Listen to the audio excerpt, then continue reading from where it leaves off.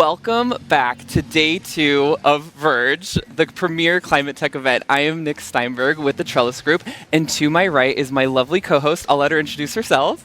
Hello, and thank you for joining from the live stream. I'm Jane Simpkins here with Trellis Group, and I love this for us, and I love this for you who get to join us. You get a VIP seat to all of our sidebar interviews that are going to happen after the keynotes. Now, Nick, give everybody at home a little bit of a taste of what the vibe has been like at VERGE so far. Okay, the vibe, Jane, not gonna lie, it just feels like home. Like this is where you're supposed to be. Yes. Also, literally my home because I grew up in the Bay Area, but the attendees, Amazing. I know, the attendees are buzzing, they're exchanging notes from all these workshops and sessions, and there's just so much momentum going into day 2, Jane. 100%. Amazing. It's electric. Of course it is. Okay, so something I'm really excited about especially are our startups to watch pitch competition. This is like Shark Tank, but way better because we're talking about climate tech innovations and solutions, okay? Now I'm gonna give you a little bit of some context behind it. So we had 25 early stage startups that were chosen to pitch here at VERGE today. So the winners of those pitches representing buildings, energy, drawdown, transport, and industrial decarbonization, they are going to pitch on the main stage live. And then after the pitch, everybody here will get to vote on their favorite.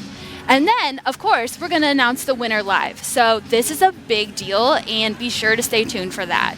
That is so exciting. Also, could you imagine myself on Shark Tank? Like, oh my God, sharks. You'd kill it. Oh, thank you.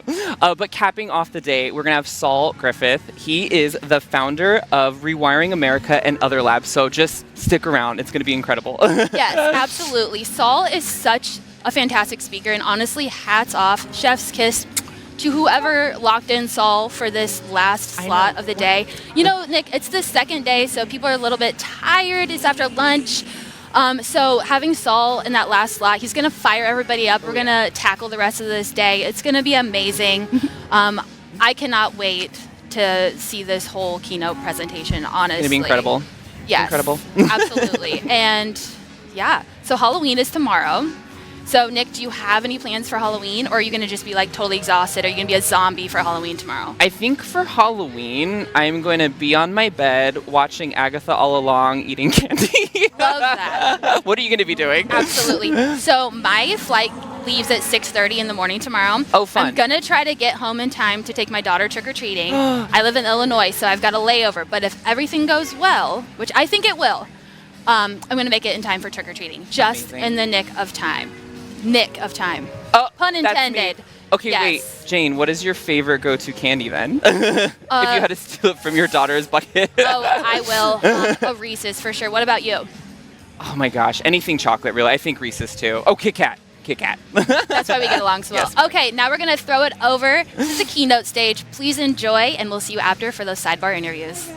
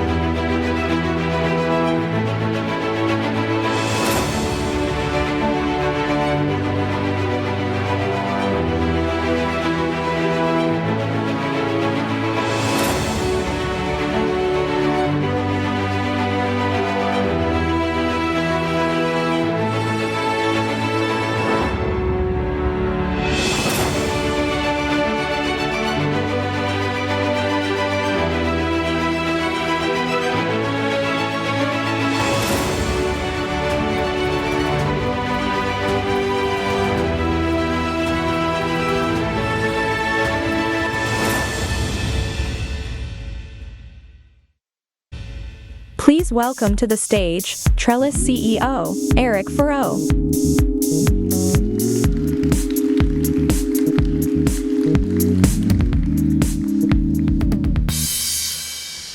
Shout out to our friends Jazz Mafia, San Francisco-based music collective. Welcome to day 2 keynotes. I'm Eric Farrow. I have the pleasure of leading the Trellis team. I've had that pleasure for 14 years, and I want to give a shout out to Pete May and Joel McEnery, the founders of GreenBiz, for taking a chance on me 14 years ago. And my goal was really to learn, come from the tech space, to bring what I learned about disruption and ecosystem building to climate. And it took me a year to sort of get my sea legs, and then Joel showed me this presentation about this convergence of energy and buildings and transportation and data, and VERGE was born. And we launched it 13 years ago, as Sarah mentioned, and we really launched it more aspirationally than your normal sustainability conference. The idea was we really wanted to attract and highlight the companies that were actually doing things, that were really ambitious and moving the needle, and connect them with the startups and the service providers that were essentially committing their livelihoods to this space to confront the climate crisis. And I couldn't be more proud. It's an incredible what we've done together. And one thing I would say is, like, I've run into so many people that have been in the space for a long time, and I've run into people that have been in this space for maybe 10, 15 minutes. And it's incredible to see that throughput. But one of the stories I was reminded of is in 2013, when I talked about like what we've accomplished. Lisa Jackson was on this stage. She'd been at Apple for about 2 months, and she said to Joel, Apple is going to get to 100% renewable. And at the time, there were sort of almost gasps in the room, like, how are you going to do that? And then in 2015, Bill Weil, when he was at then called Facebook, did a panel where he put 4 NGOs on the stage that were all trying to raise money from each of the buyers about how to really improve policy and get more stuff in the grid. And that led to something called REBA. That led to what is now SEBA. We've had an incredible partnership with them over the years, and we literally run their fall conferences integrated in this conference. And the SEBA membership accounts for 84 gigawatts of clean energy on the grid. That is a huge, huge amount of energy. Round of applause. Thank you to our friends at SEBA. So GreenBiz, which is the company that had been putting this on and still puts it on, is now called Trellis. I was just in Columbia at our Bloom conference, where it was the first time I got to say it publicly on a stage. And the why we did that is that we're at an inflection point. The planet's been an inflection point for a while, but this industry is an inflection point. And I would say the first phase of it was really sort of characterized by hundreds of companies being in the space with a handful of people, now moving to thousands of companies in the space with potentially sometimes hundreds of people. And GreenBiz is really the OG in the space. Joel McEnery started writing the Green Business newsletter 33 years ago. And John Davies launched our network, the Trellis Network, 16 years ago, when there was only a handful of people that had sustainability in their title. And really, our goal in this next phase is to continue to really set the agenda and drive the transformation of this space. So our mission stays the same, to empower professional communities to confront the climate crisis. And how we do that is we see this flywheel effect. And the flywheel is essentially 3 service units that we have that are opportunities for you to learn, connect, and engage. The first one is VERGE, and the first one is events, and you guys are here, so you get how that works. One that I'm really proud of is our Trellis briefing, and we brought the woman Allison Fass from Fastco to really bring us into the future of digital media. And so we've got a new website. We have an incredible new newsletter. It's not about breaking news, but it's really about the stories that are transforming and what you can learn from them. If you don't subscribe, I encourage you to click that. It is a must read on a daily basis. I'm not biased.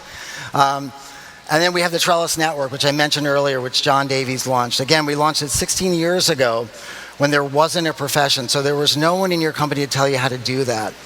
And a lot has changed. There's a lot more specification. There's people in different categories.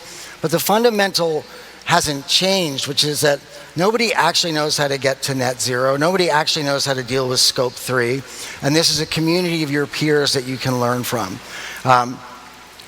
We have analysts in this space that cover the key verticals. And some of you may have met here John Shmaya, who runs circular economy, Katie Ryan, who runs sustainable communicators, Margaret Morales, who runs nature, Grant Harrison, who runs finance. Teresa Leave's not here, but she runs Europe. And it's hard to describe how much people who are in this membership, in this network, love it. So if you're not, I encourage, and you are a large corporate, it is a non-service provider environment. It's under Chatham House rule. I encourage you to join these leaders. And then finally, I think probably the thing that myself and I think a lot of the Trellis team are one of the things we're the most proud about is the work that we do with greenbiz.org and the emerging leaders. And the way I'll describe this is that we think about our events as modeling the future we want, not the present that we're in.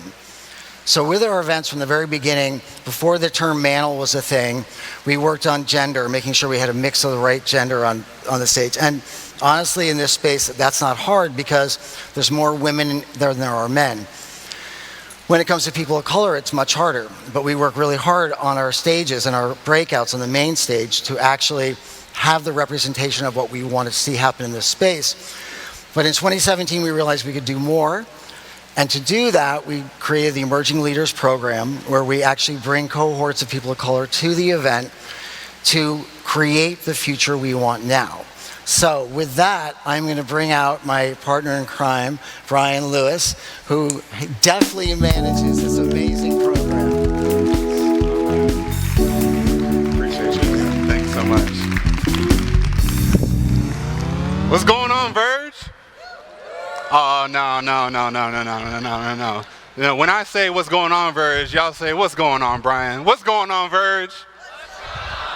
All right. My name is Brian Lewis, and I have the pleasure, the honor, the distinction of leading our illustrious Emerging Leaders Program with greenbiz.org. For those of you who don't know, well, actually, show of hands, who has heard of our Emerging Leaders Program in the room? I'm trying to see. Okay. So I don't have to do too much explaining, but just for those who don't know, our Emerging Leaders Program grows, networks, and cultivates the next generation of sustainable professionals of color in the sustainability industry.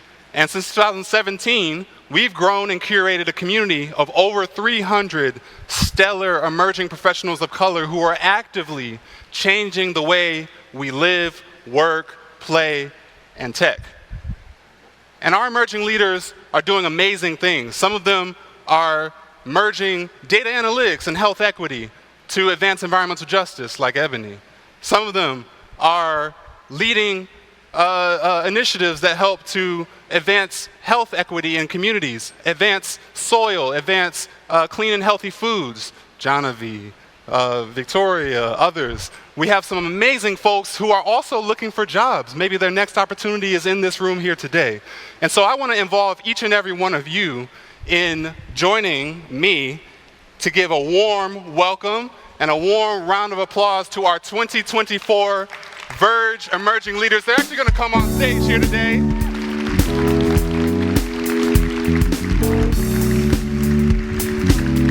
Let's get them on stage.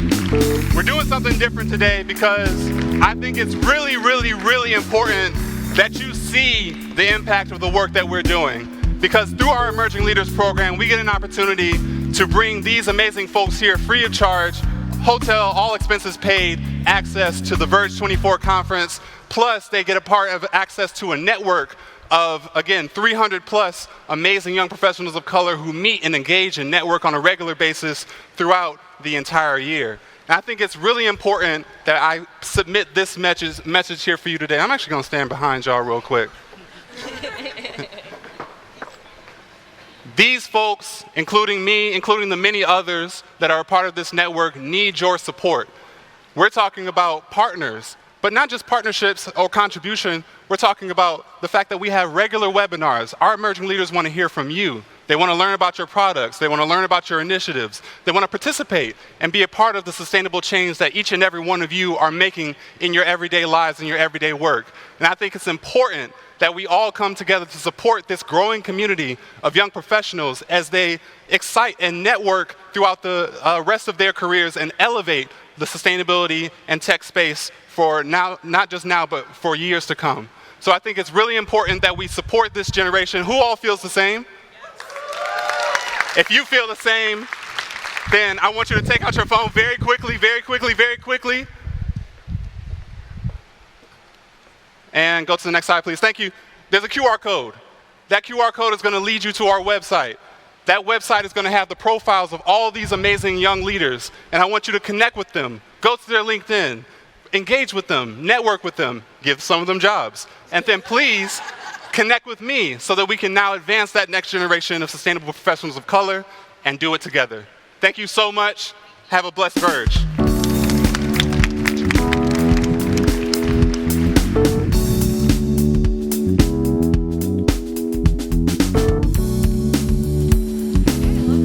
Oh, thank you.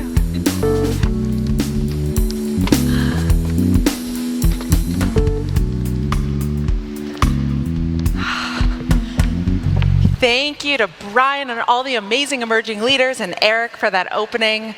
We have our first talk today, which is going to be the CEO of CEBA, which is the Clean Energy Buyers Association. Eric shouted that out during the intro. The origins of CEBA, it can be mapped back closely to VERGE.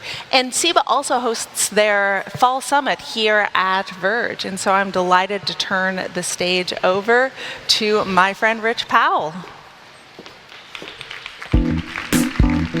Thank you. Oh, thank you.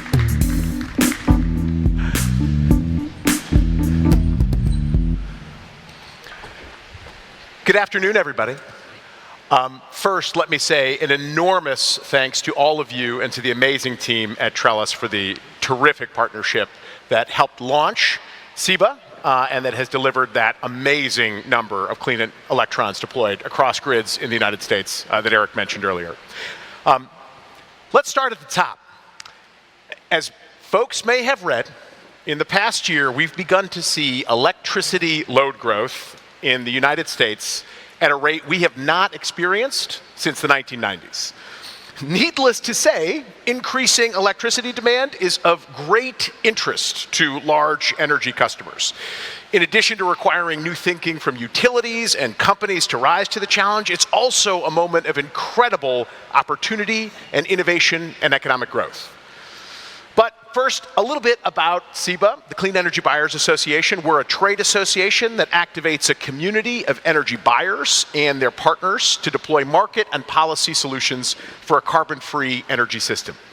Our more than 400 members account for about a fifth of the Fortune 500, and together we represent more than $20 trillion in market cap.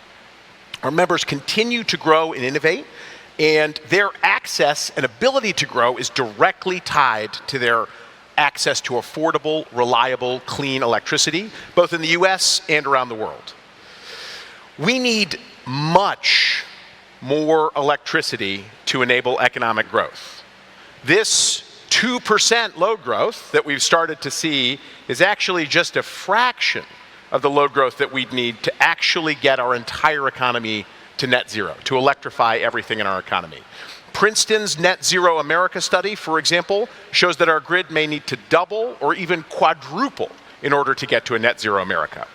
Now, this demand growth is being driven by all of the industries of the future: vehicle and building electrification, reshoring and onshoring of manufacturing, high-tech and data centers, and clean energy manufacturing.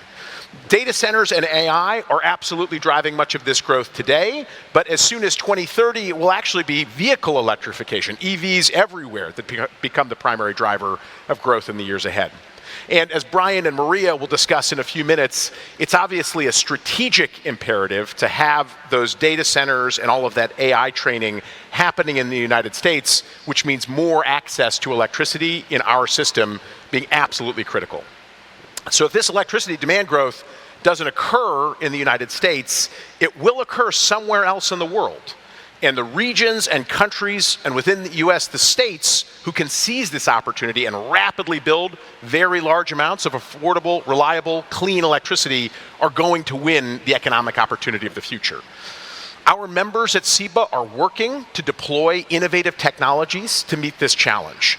And they're starting, in addition to bringing on enormous amounts of wind and solar into the system, also focusing on clean, firm, dispatchable resources, which can complement those variable renewable resources and drive all of that growth clean. For example, Amazon, Google, Microsoft, and Nucor recently announced an agreement with the utility, Duke Energy, to develop new voluntary rates, a so-called clean transition tariff, that would enable large amounts of new clean, firm resources to be brought onto that grid in the Southeast, things like long-duration energy storage or even advanced nuclear technology. Parts of that same group, Amazon, Google, and Microsoft, have also made landmark announcements just in the last few weeks, which many folks may have read about, to bring on new nuclear technologies and even to restart reactors that were shut down a few years ago, all because the clean, firm resources are so important. And it's not just advanced nuclear. Several of our members have also started to invest in enhanced geothermal technologies and do power purchase agreements to bring those online. Google's cut a deal with another utility, Nevada Energy, to bring online Fervo in Nevada. Meta has made a similar arrangement with Sage Geosystems to focus on enhanced geothermal even east of the Mississippi. So another very exciting area of growth in clean, firm electrons.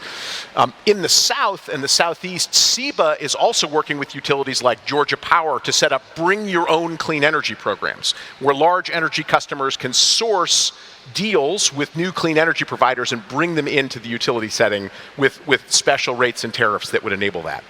At the same time, we all know we also need tremendous reforms to our national transmission system and our permitting system so that we can accelerate the growth, particularly of wind and solar, all over the country.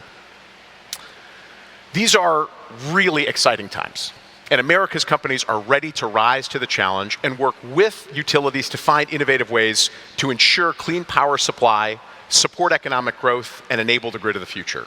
I'm really looking forward to hearing the conversation from the two folks who come next, from Brian and Maria, on their thoughts about all of these trends. We're incredibly lucky to have these two leaders with very different perspectives come in and join the conversation. Maria Pope is the president and CEO of Portland General Electric and chair of the Edison Electric Institute, the voice for the entire investor-owned utility industry, driving policy to respond to this challenge.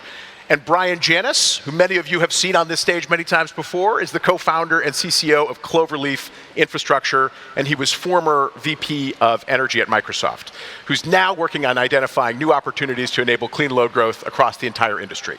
Let's all welcome Maria and Brian. Thanks, Rich.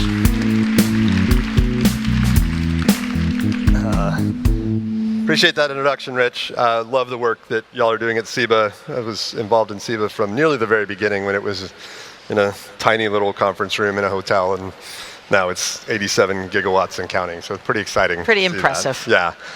So we're going to talk about load growth, which is the topic that everyone's talking about. And the graph was really illustrative. I mean, it shows that obviously in the past we've built quickly and we've grown the electric grid. But when you look at the last 20 years, that's not the situation. We've had relatively flat growth. And I'd just love to hear your perspective leading a utility. What has it been like? What has it been like going from what it was 3 to 4 years ago to what it is today? You know, it's been an extraordinary period of time where I think we're in a unique period of transformation. But I also want to make sure that we don't underappreciate the transformation that has taken place over the last almost 50 years. So if we think about the utility industry, we exist to deploy very large-scale capital investments, debt, equity from Wall Street and other capital providers, significant amounts of insurance, to actually a public good. And we've been doing that for over 100 years. In the last year, 2023, the utility industry, investor-owned utilities, invested $170 billion into the grid. 2/3 of those investments, 67%, went to clean energy and clean capacity.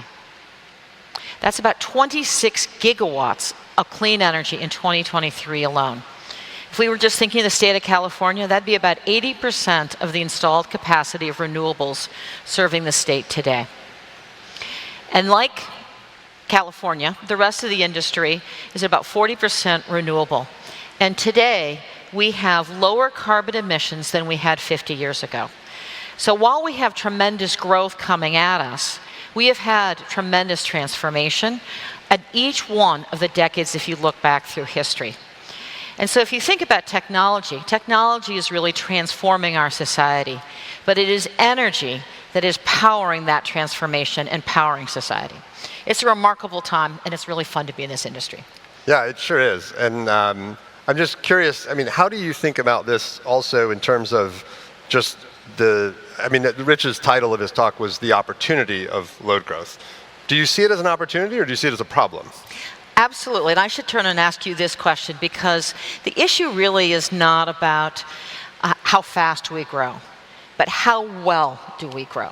So do you think, we'll look at the customers in this room, do you think the customers in Silicon Valley, the hyperscalers that are driving much of the growth, and for my company alone, our industrial footprint, which is largely technology-based, quarter on quarter in the third quarter grew 16%. Year to date, just under 10%.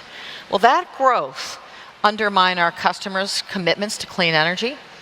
Well, yeah, that is a good question. I think it's a concern that we all have. And I remember, I was fortunate enough to be present at the creation of a lot of Microsoft's commitments over the years. And I do remember sitting in a conference room in 2019 talking about our 2030 target. And there's a lot of stuff we didn't know at that time. I mean, this was pre-COVID, this was pre a lot of the supply chain issues, this was pre interconnection queue delays. And so the world has definitely changed. But the one thing that encourages me is that the depth of commitment has also increased.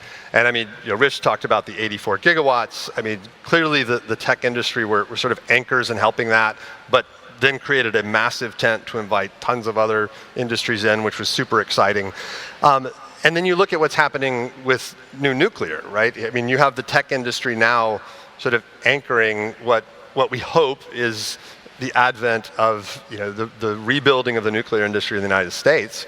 It's going to take a lot more than what we've seen so far, but it does sort of bode well for the fact that we can still have these, in spite of the headwinds that we're facing, we can still have really audacious goals. And so it's exciting to see that happening. I think where I get concerned is the stuff that's actually going to make a difference, which is frankly kind of boring, is sitting down in a room with utilities, talking about how we make incremental investments, talking about how we get efficiency out of the existing system. I think there tends to be this tendency to sort of go to the corner cases when we have a big problem like that. Well, the answer has to be, we just need SMRs. Or the answer has to be, what I hear all the time is, well, data centers have to go off grid. They can't rely on utilities because utilities are too slow. And that really frustrates me because all you're doing is you're solving corner cases of the problem. Whereas the actual problem itself is all that messy middle in the 80% that we're actually going to get work done with real utilities and spend time thinking about regulation and rates and tariffs and how we appeal to commissioners and how we also appeal to the existing ratepayers, because that obviously is a huge concern. And so, when I talk to utilities, I really do lean in on this issue, and I want to get your thoughts on this too, on how do we partner? Like, how do we actually work together with these customers that are desperate to get as many electrons as they can, as fast as they can, still want them clean, but there's this competitive pressure to grow and build. So I'd love your thoughts on how do we, and I tend to, in the work I do, tend to largely represent the big data center customers and folks that want to plug in GPUs and build data centers. How do we work together? I think it's interesting that both of us are on stage here because you have a depth of energy background, but you've worked for a tech company. And I came out of the tech industry into a utility and the energy industry. So it's sort of interesting that we've been at the intersection of both of these worlds. One of the things that we've done is we've worked a lot in parallel. You think of software and tech, you're now running a startup and a lot of innovation. And you think about utilities, which is fundamentally is infrastructure. And we have a lot to learn from one another. The speed, the innovation, the competitive tension of technology, the ability to iterate continually for innovation and for results.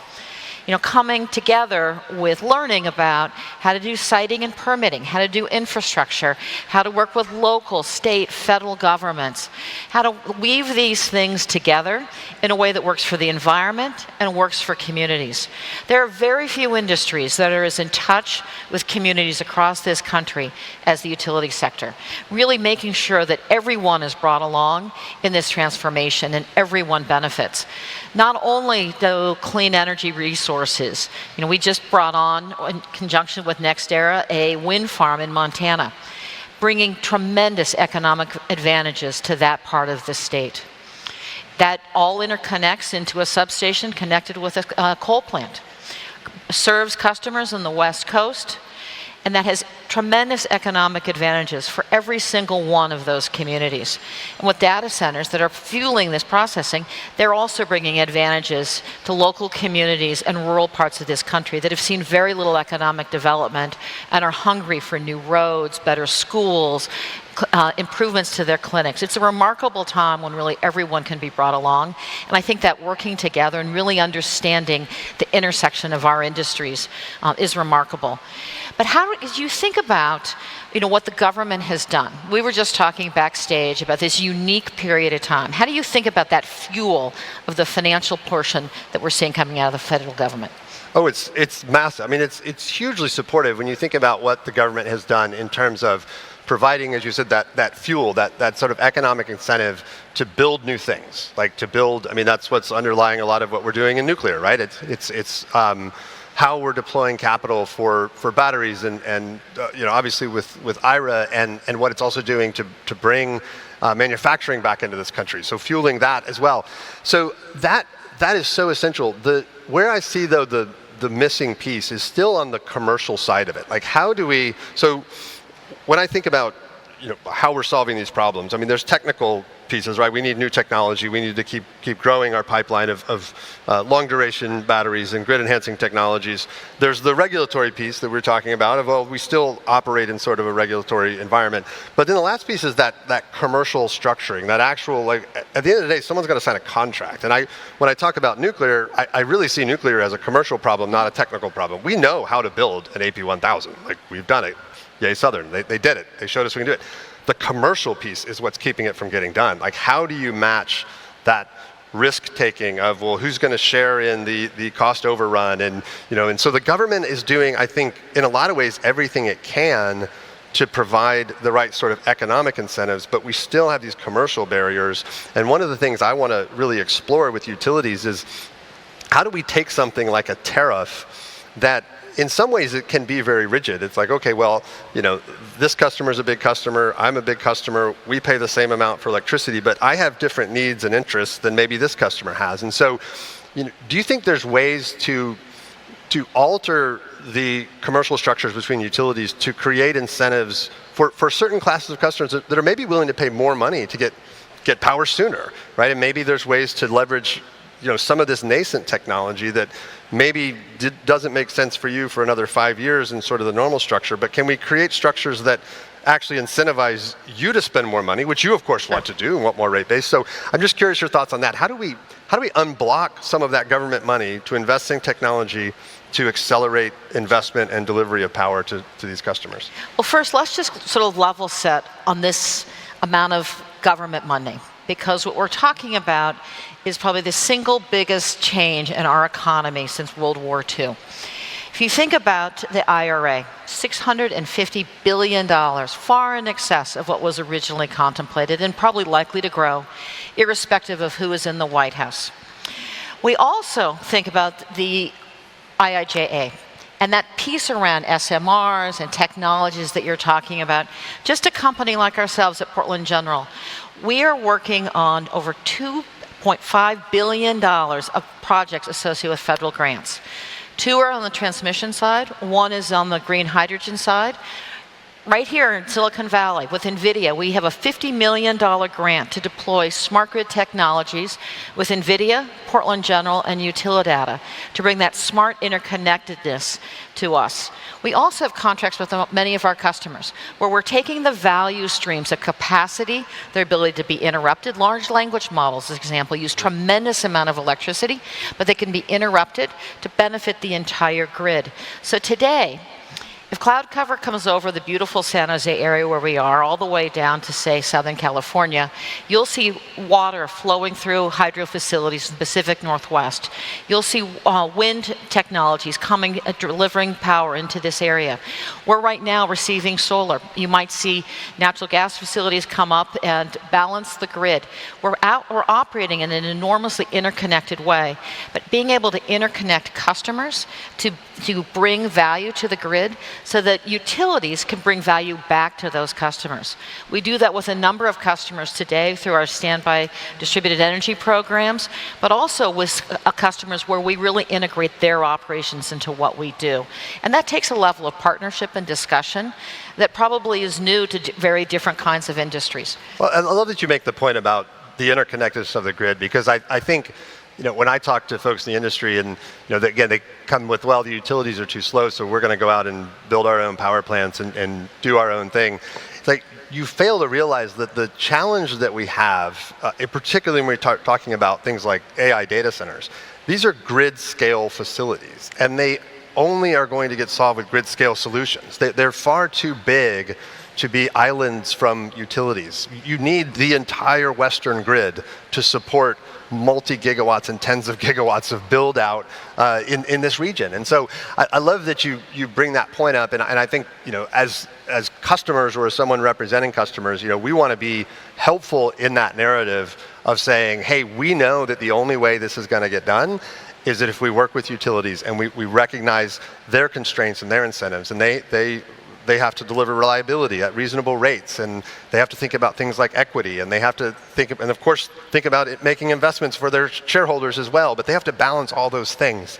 And so I love that perspective, and I hope that we can work together collectively as an industry to achieve these goals.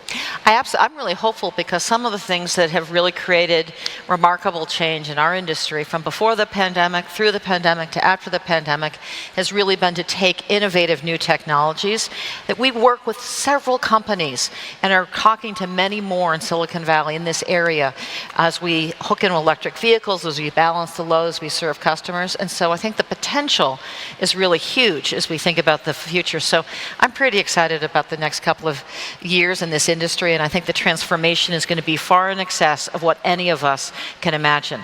What do you think is going to happen in the next couple of years? I love the optimism, and with utility CEOs like you, that makes me even more optimistic that we can do this. And I'd say partners like you, Brian, who are great to work with. All right. So great. Thank you very much.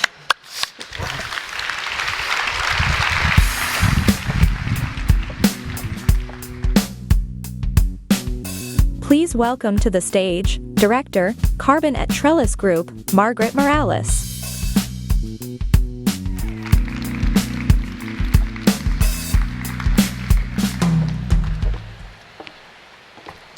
If there's one thing that Verge makes crystal clear for me, it is that we have the solutions. We know how to build a low-carbon economy. The challenge that climate action faces is not about what to do. It is about how to do it in a time frame and at a scale that actually matters for climate.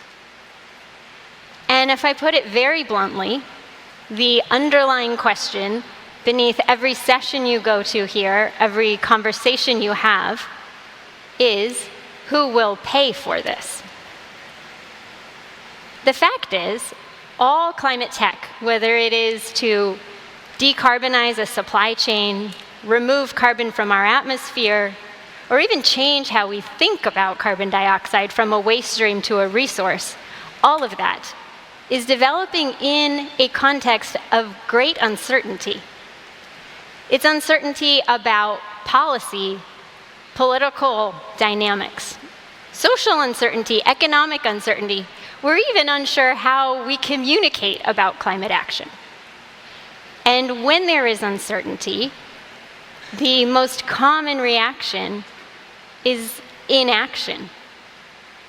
It's no surprise. Why would we put our neck out there?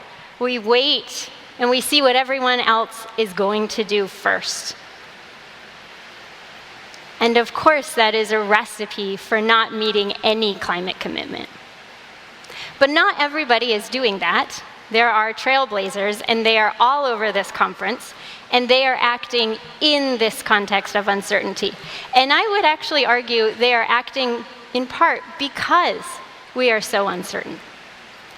And so I'm thrilled to welcome two of those trailblazers here to our stage. Annie Guo leads nature-based carbon removal procurement at Microsoft. And Itasha Cave is the co-founder and chief science officer at the carbon transformation company, 12. So Annie and Natasha, I'm thrilled to have you with us.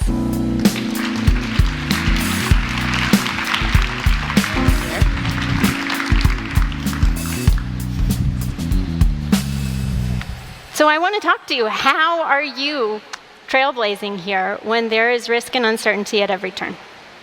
And I want to start with you, Itasha. You have been developing climate tech products for years, often out ahead of the market.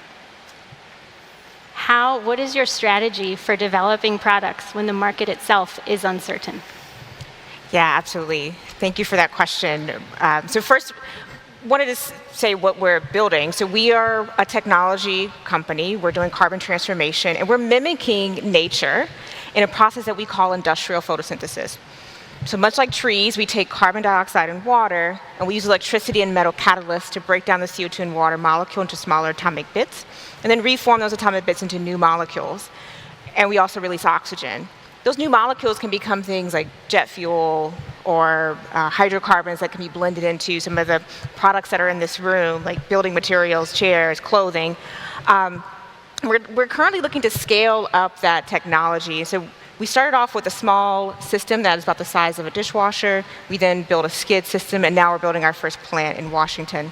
And so to answer your question about how we think about de-risking that product and getting ahead of that curve was we realized the urgency of building this technology and scaling it up in industry. Right after we graduated from graduate school, myself and my co-founder, we worked together on the basic science side of this. And then leverage resources, first from philanthropic and the public sector, to really start to bring this technology so that once we were ready to start to deploy it, we could then bring in private partners who could already see the technology had been de-risked and could come and be partnerships with us. Okay. Annie, you have been developing Microsoft's nature-based carbon strategy for a couple of years. I'm curious, what are the uncertainties that you have faced along the way? Sure. So I think what I'm about to say is not going to differ from any other person who works within the carbon market space. I think one of the biggest uncertainties for us is just, will it work? And so I think maybe what's different about Microsoft is how we get comfortable with trying to answer that question for ourselves. And so pathway by pathway, we find ourselves asking, what must be true here? And so when we think about some of our engineered solutions like BECCS, bioenergy carbon capture storage, we're looking at like the feedstock, the sourcing of that, what must be true for us to be able to say that is sustainable.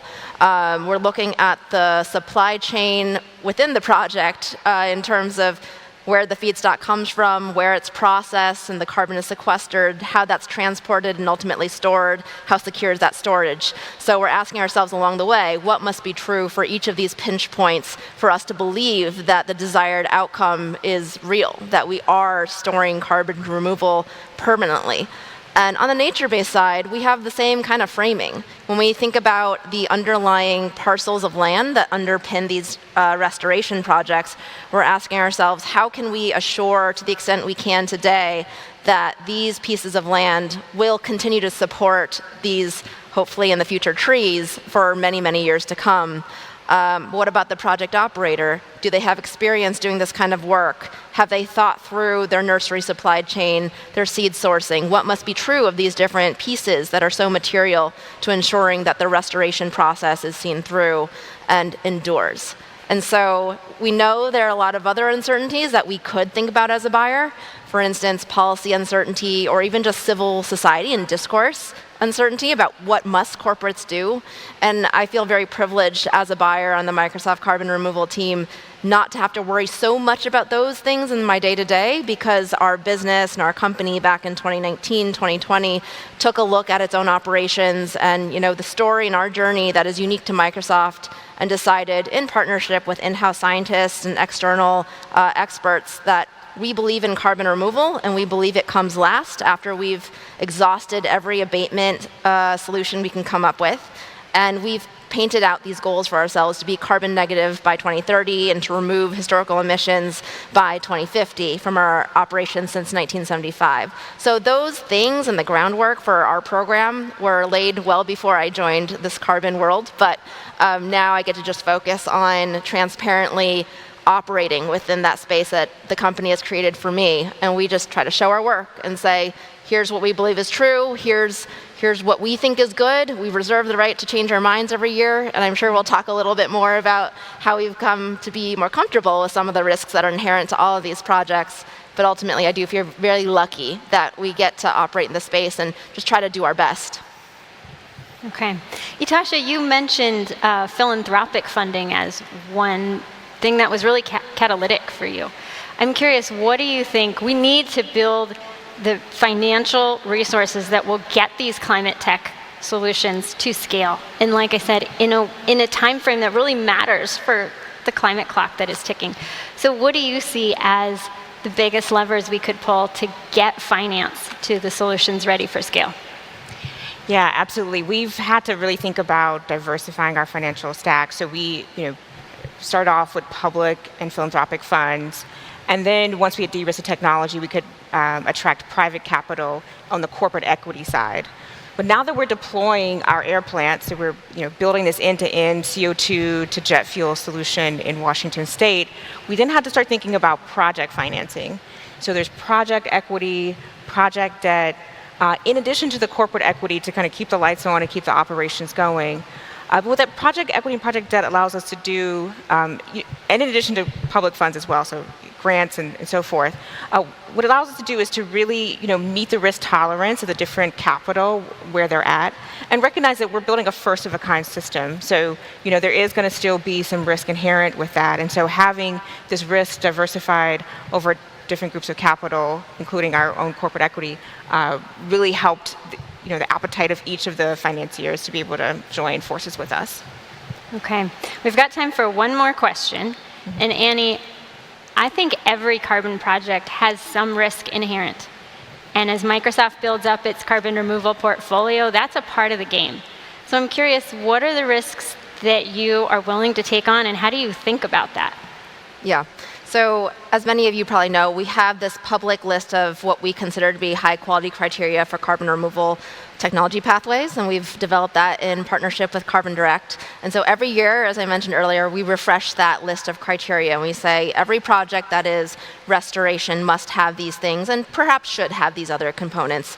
And we have built from that internally just to create like a risk framework of sorts. So systematically, project by project, pathway by pathway, we have things that we're looking for, and we just, at the end of the day, seek to go in eyes wide open. We know we can't solve all of it, but we know that if we kind of leverage the foundation of one of our cultural norms, which is growth mindset, we'll keep learning and we'll keep telling the world, here's what we're doing and why we're doing it. We reserve the right to change our mind, and most importantly, we seek to do no harm. That is one of the criteria in that document. So building on the question of what must be true so that we can be certain that these things are happening, we adapt that into a risk register that helps us systematically factor that in. I think ultimately we know a lot of things will come up that we don't expect, and it's really incumbent on me and my team internally to also represent the risks we see to our stakeholders in legal, in accounting, in finance, to our business leaders, because the worst case is something bad happens and we're surprised. And I want us not to be surprised. Even if we know there's a systemic risk that is present in this country or with this pathway, we want to codify what we can within our contracts to say, we expect your operations and your governance to play out like this. And if something happens that surprises us, hopefully we've mitigated the majority of the risks that could have emerged. Well, I couldn't leave it on a better spot. Working with a growth mindset and moving forward despite risk and uncertainty. Thank you both so much for being with us. Yeah, thank you, Margaret.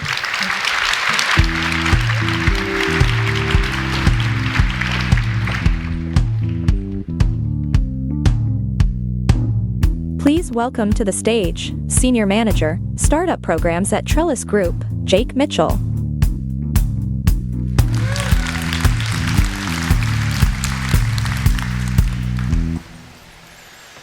Hello and welcome to the finale of the Startups to Watch pitch competition at VERGE 24. I'm Jake Mitchell. I'm the Senior Manager of Startup Programs here at Trellis Group. Over the last 2 days, we've had 25 entrepreneurs pitch across our 5 sectors: buildings, drawdown, industry, transport, and forgetting the last one, but there are 5, I promise. It's been an incredible competition to date. We had over 110 applications and only 5 are remaining today. The way the competition today is going to work is you'll hear from the 5 entrepreneurs, each who have 2.5 minutes to pitch, after which we'll invite our industry experts to contextualize the pitches and add the commentary and how they fit into the broader economy. So, are you ready for the Startups to Watch finale? Come on, come on. These startups deserve it. They're the bold, courageous ones pushing forward companies to confront the climate crisis. So with that, I am excited to welcome our 2 esteemed experts to the stage. Please join me in welcoming Mike Schrepfer, partner at Gigascale Capital, and Kim Mai Cutler, partner at Initialize Capital.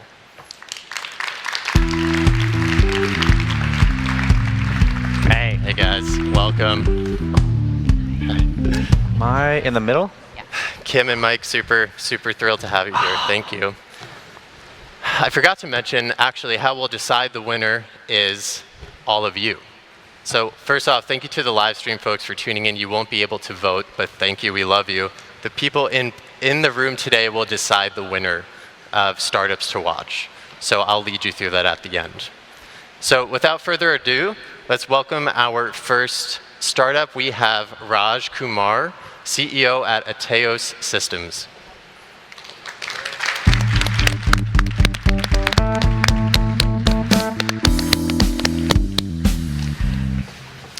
Thank you, everyone. My name is Dr. Rajan Kumar. I'm the CEO and founder of Ateos Systems, where we're building better batteries through manufacturing. If we want to build a sustainable world, powering all the devices that help us move, live, and integrate AI, we have to build over 300 terawatts of batteries. And to meet this demand, the amount of components to supply these batteries would cover 7 Californias. Unfortunately, the current manufacturing method that the industry uses can't meet that demand because it uses a very expensive, toxic process to manufacture these key components called the electrode. And so it results in high cost, limited battery performance, and a significant amount of emissions. So here at Ateos, we've developed a solution with the Department of Energy where we could use the inspiration from the printing industry to manufacture these electrodes using light instead of heat. And what we see is that we have the ability to shrink the gigafactory to a fraction of the size while increasing output by 5x, improve battery life by 50%, and a nearly 96% reduction in the emissions. And this is a platform tech that we can apply for all batteries. And if you look at the electrode, it is the most critical component in the battery. It accounts for 85% of this $85 billion market. And our go-to-market strategy is supplying the components to OEMs that are building the batteries in the consumer space. This is the largest segment with the least technical risk and the highest margins. This is a beachhead for us to attack the grid and mobility applications. And so I'm sure half of you are like, ugh, batteries. You know, it's like investing in a snail. It takes 3 years and $146 million before you get $1. But at Ateos, we've revolutionized that model, developing the first fabless model, where we have our technology integrated into a production line, where we can produce 2 gigawatt hours today with less than $3 million raised. And this year, in the past year, we've generated about $500,000 in developmental contracts, delivered to 10 customers, and we now have inquiries from the major OEMs for battery paid pilots. So in this competition, we have a first mover advantage. We were the first one to deliver solvent PFA-free electrodes, and we're beating our competitors on performance, cost, yield, and climate impact. And we're the team to do that. We're the only battery startup that is able to generate significant amount of profit with less than $3 million raised, and we're the company to build sustainable.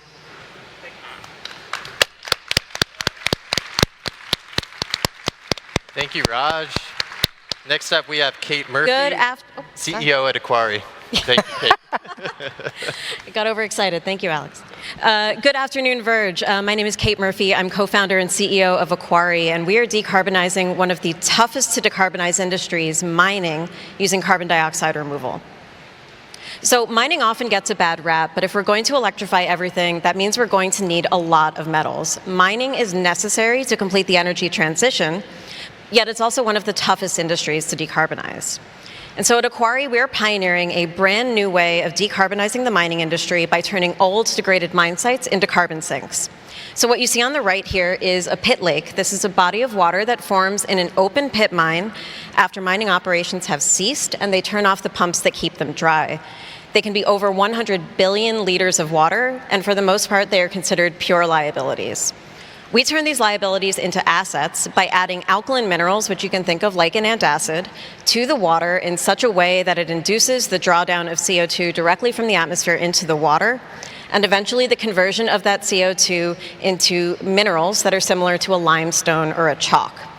Now what this means is that we've achieved permanent storage since limestone is stable for millennia. It's easy to measure since we're working within a contained system. And energy requirements are very low compared to other engineered carbon removals. And so this represents a massive opportunity for impact. The capacity of a single site can be well into the millions of tons or tens of millions of tons for a large site like the one you see on the right, which is over a mile long. And our costs are low, generally in the range of $30 to $70 per ton, depending on the site. And our high measurability and permanence ensure that we can command a high price, well over $200 per ton in the short to medium term. And so what this means is that the profit potential from a single site like the one you see here, storing 10 to 30 million tons of CO2, is well into the billions of dollars. And this is only one site. We've identified thousands of sites globally, and we estimate total global capacities are well over 100 gigatons of CO2. And so we're gaining traction with both carbon buyers and mining companies. We've pre-sold 250 tons, and we have a letter of intent in place with the carbon marketplace. And we're in active discussions with several major mining companies and government agencies and have a technology evaluation agreement in place with one of them. So if you're a buyer, an investor, or if you work with the mining industry, we would love to hear from you. Please feel free to get in touch.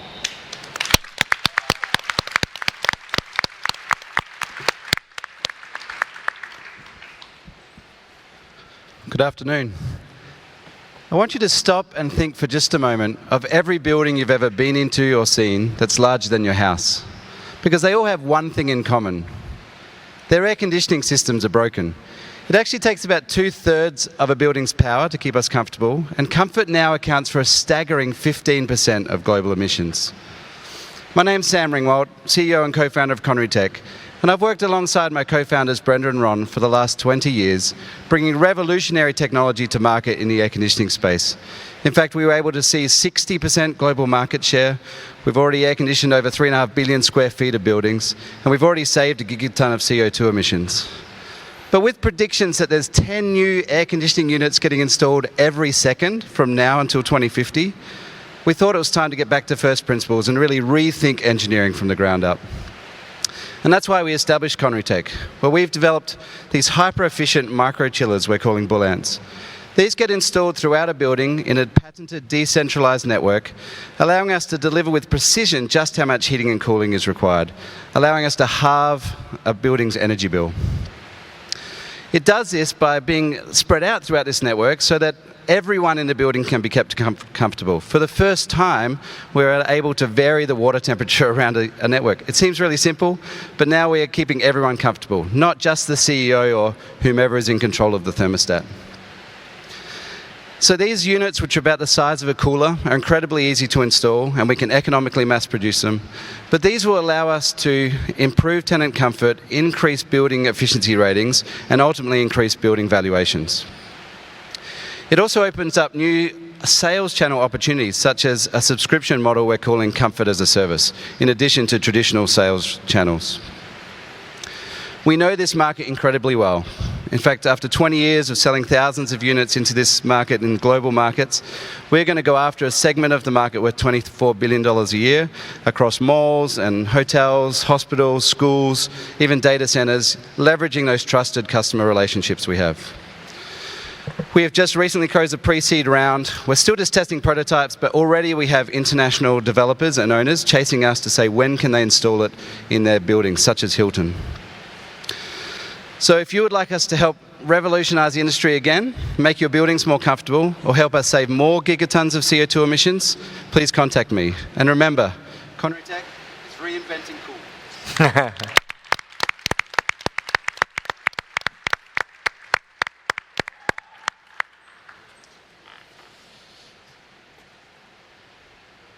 Hello, we all came here to Verge to solve big problems. And the big problem that I want to talk to you about today is our food supply chain. I'm just talking about the manufacturing, processing, middle mile transportation, cold chain. That amounts to a massive amount of CO2 emissions. To put it into perspective, it's equivalent to 3 times the amount in the commercial aviation industry. These are big numbers. And when we want to solve a problem like this, first we need to evolve. So you have to take individual links in that chain and you need to make them better. One way to do that, for example, is to electrify middle mile transportation. But at Relocalize, we're in the revolution business. My name is Wayne McIntyre. I'm the CEO and co-founder of Relocalize, and we're in the business of getting rid of centralized factory, getting rid of trucks, and getting rid of supply chain. And the way we do it is simple. We take production to distribution centers in autonomous microfactories. What you're looking at here is the world's first autonomous microfactory. Everything happens there that would happen in a large factory. The only difference is no people and no trucks required to get the product to the customer. So when we talk about a food supply chain, it's typically about 9 steps, and you'll see a bunch of trucks and a bunch of moves, a bunch of touches, and a bunch of cold chain. But in our world, there is no chain. There's no chain at all. What we have is a system, a supply system of only 3 steps: manufacture, move, distribute. We're focused on products made of water because they're extremely heavy and carbon intensive to ship. This is the same reason Tesla's working with Pepsi. Only in our world, the Pepsi would be made at the distribution center. It wouldn't go on any trucks at all. Our business model is production as a service, so we partner with retailers. They give us long-term contracts, and along with our infrastructure partner, we deploy thousands of microfactories across North America to make product on site. The product we're making first is packaged ice because it's the most heavy and most expensive product to ship. It's the lowest of the lowest hanging fruit. And for the retailer, they get a 30% cost reduction, dedicated source of supply, and up to 90% carbon reduction. We've got a great team, as you might imagine, to deliver on a vision this big, including senior people from the industry. The most important thing here right now is we've built a POC. This is real. We're building a new one. And in that POC, we delivered a 97% transportation carbon emission reduction. This is big. And I hope you vote for removing trucks from our road for food. Thank you.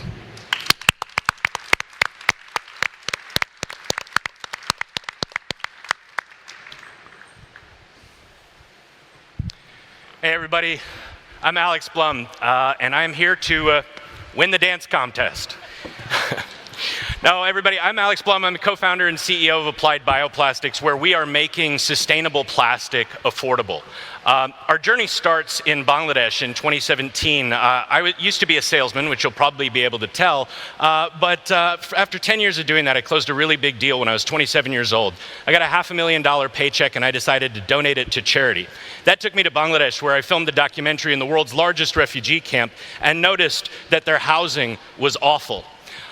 So while I was there, I was introduced to a nuclear physicist named Dr. Khan, who had developed a plastic material using a common agricultural waste in Bangladesh called jute. Together, we commercialized his invention to create the world's first natural fiber paneling that's actually cheaper than any other building material on Earth. With that, we have successfully built multiple refugee homes and installations, and that led us to a breakthrough in material science that I would like to describe to you today. So, the next piece here is our breakthrough in materials bonding. We have created the first bioplastic in the world to win on price. How did we accomplish that? We invented a compatibilizer that is able to bond polar and non-polar ingredients. And for those of us not in chemistry, that's bonding oil base with water base. So we were able to take really inexpensive agricultural waste, put it into plastic at very high proportions, in fact, up to 90%. While keeping the plastic properties. So this is now functional plastic that does the same job as the oil-based plastic. It's 20% cheaper. It works in the same machines. It's made in the same machines, and it costs less, which means the people in the plastics industry who have been resistant to change until now have their incentive structure redone. Now, being sustainable makes them more profitable. With that, we have been able to create a wide range of plastics. My co-founder is actually going around handing out samples. Please do make sure that we get those back. But check out what we've managed to make. Really appreciate your time today. Just a few examples of things that we have created over the years. And don't believe me, believe all these wonderful organizations that have funded us, awarded us. Thank you so much for letting me be here. Have a great rest of your conference.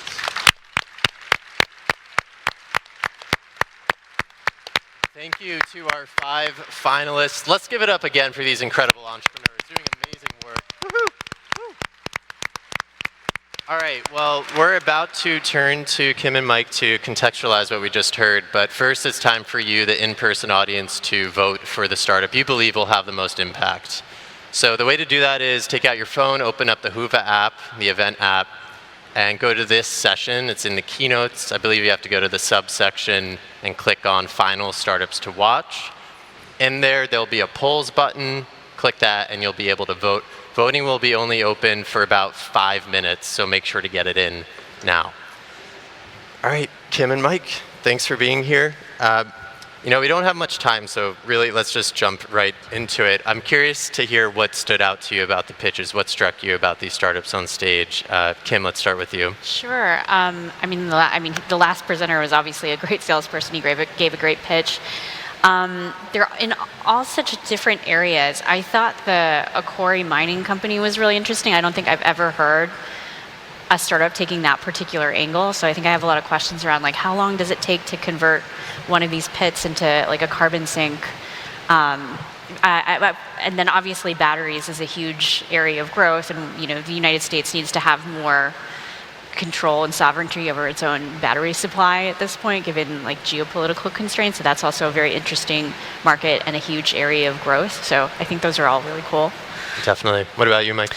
I'd say the thing that made me most excited is I think to a T, every one of them had a reason why their product was cheaper.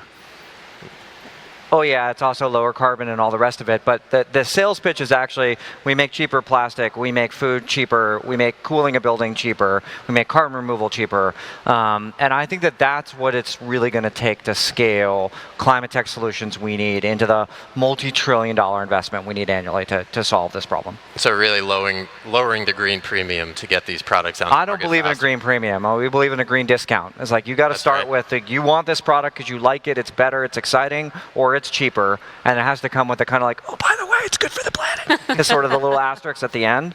And so I'm really psyched to see that I think all 5 of these presentations had a very clear pitch as to why they were just cheaper than the incumbent product. Definitely. That's going to move the needle.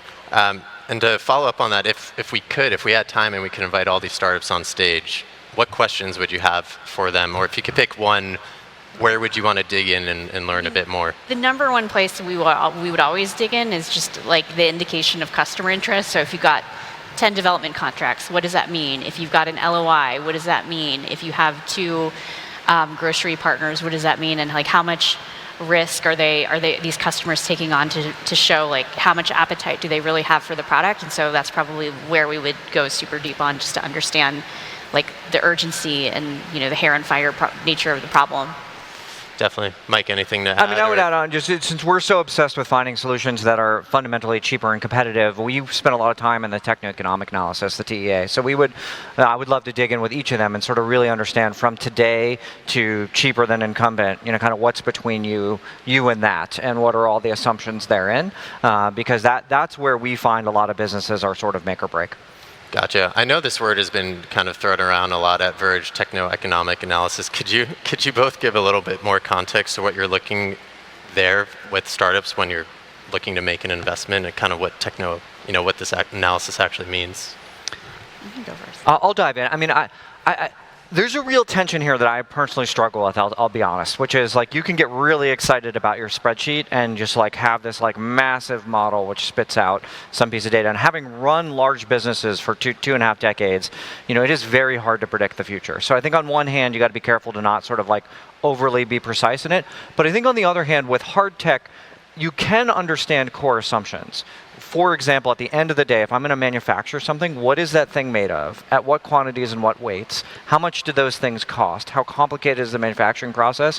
What do I need to do to transport it? Like, that will give you a floor for costs. Like, you're not going to get lower than that. And really understanding the delta between energy input costs is often in a lot of things a huge, huge thing. So for us, it sort of boils down to at the end of this giant spreadsheet exercise, you have to basically say, all right, current product cost X, we think will cost Y, and embedded in that is the following three assumptions. Electricity prices are X, you know, we will improve our manufacturing yield from this to this, we'll get a voltage from that to that. Those are the risks you're investing in, that we will achieve these technology milestones, and most importantly, they do not involve commodity prices being cheaper than they are, or violating the laws of thermodynamics, which sort of always win.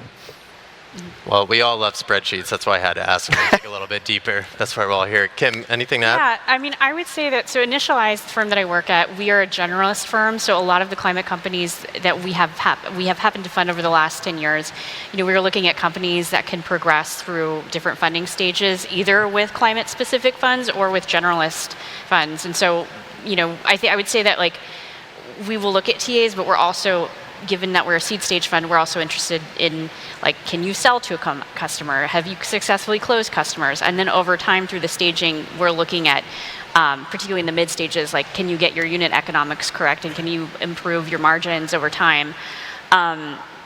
So, I mean, an example company like that we funded for a couple years ago is one of their flagship customers, their very first customers was Portland General Electric. They are a wildfire adaptation company, or climate adaptation company called Pano that does wildfire detection.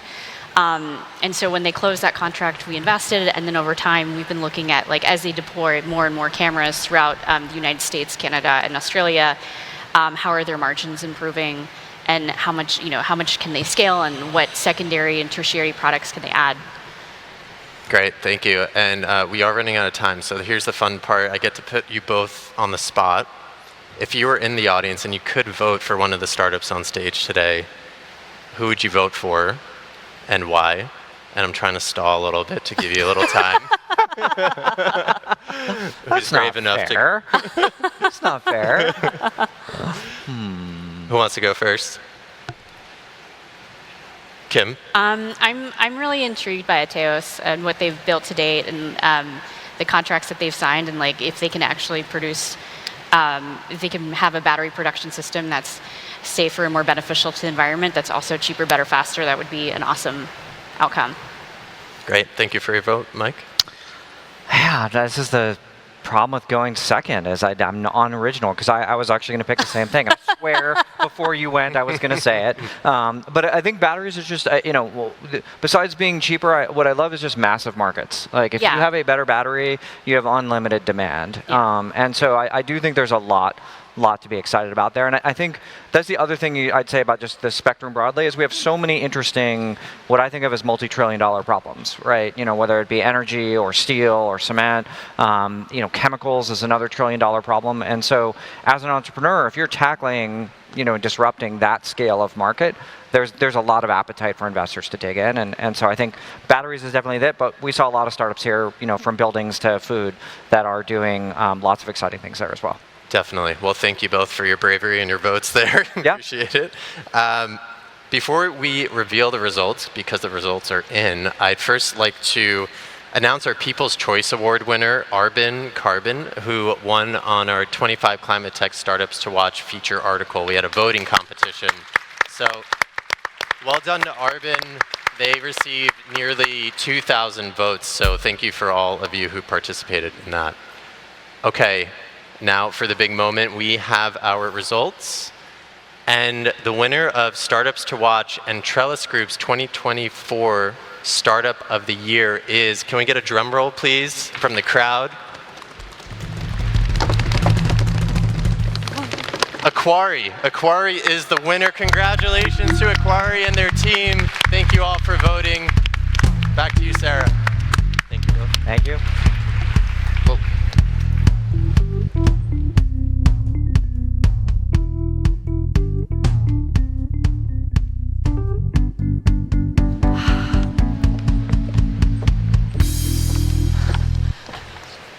So, hello.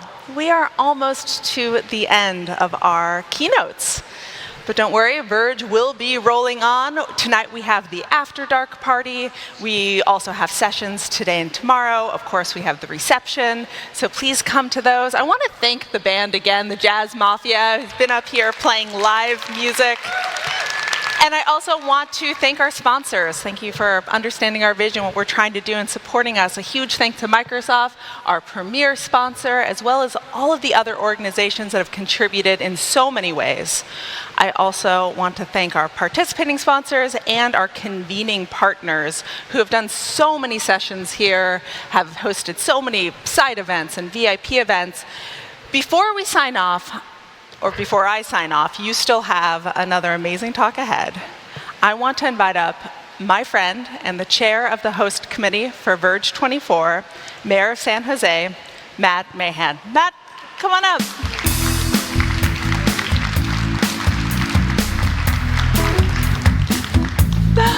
Thanks, Sarah. Thanks so much, Sarah. Hey, Verge, how are we doing? Come on, we can do better than that. How are we doing? All right. Awesome. Well, welcome back, Sarah and everybody. I just wanted to say, once again, welcome to San Jose. I hope you're having a great stay. We're so honored to have you here. San Jose prides itself on being an innovative city, a city that pushes the envelope, particularly on sustainability issues. In fact, we were the first big city in the United States to pledge to be carbon neutral by 2030.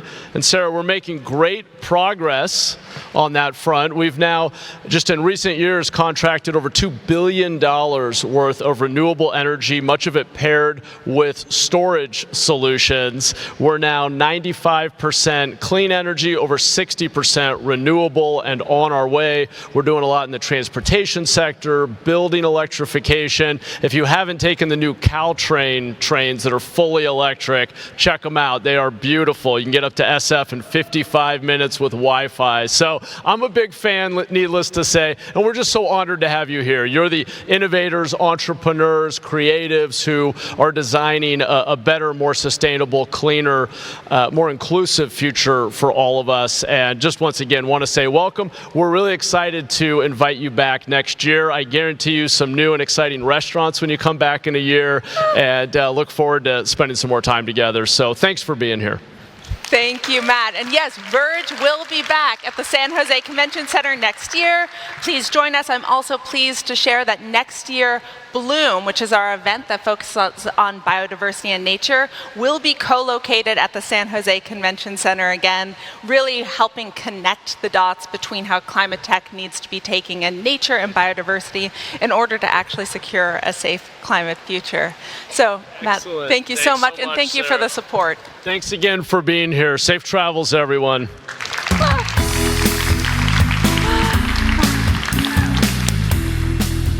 So, Saul Griffith is the co-founder of Other Lab. He's the co-founder of Rewiring America. He's a recipient of the MacArthur Genius Fellowship.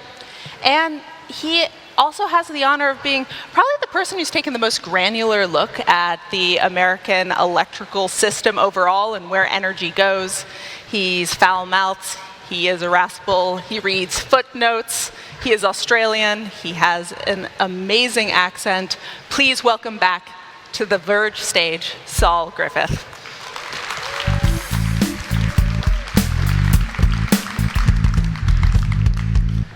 Thanks, Sarah. I guess I'm here. They asked me to come and give you some tough love. This was the title they gave me 6 months ago. Ignore it. I'm Saul Griffith from Rewiring America. We started Rewiring America in 2019 to advocate for electrification, and I think we're doing pretty well. Here comes the tough love, and then I'm going to give you the a couple of love stories to finish. So this is a headline from last week in the New York Times, the latest UN FCC report. We have not yet peaked emissions. To hit the 1.5 targets that you all hear about in net zero 2050, we should have peaked in 2016 or 2017. So we're over budget, we're behind schedule. This is the IRA, the worst named piece of climate legislation ever. I had the joy to work on this with a few thousand other highly dedicated people. This is every single piece of the IRA broken down. As you see, it should have been called the Electrify Everything Act. It's nearly all electrification. We celebrate it as huge. Honestly, it's a quarter of what you need in one economy, right?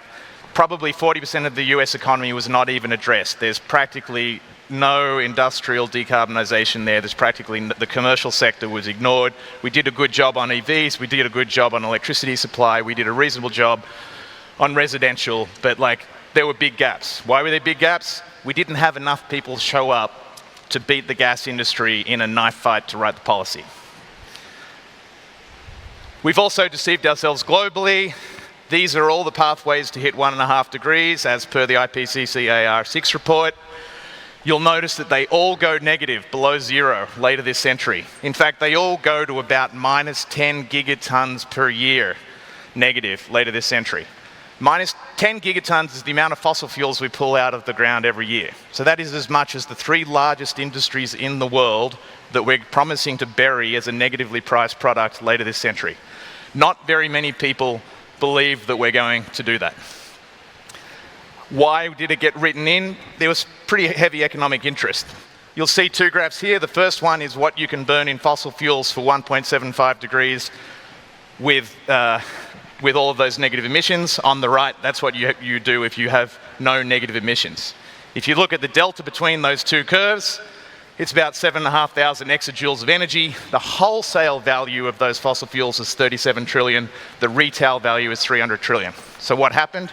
We promised to pay the fossil fuel industry $300 trillion over the rest of this century to leave the room. They're going to use that to fight against us.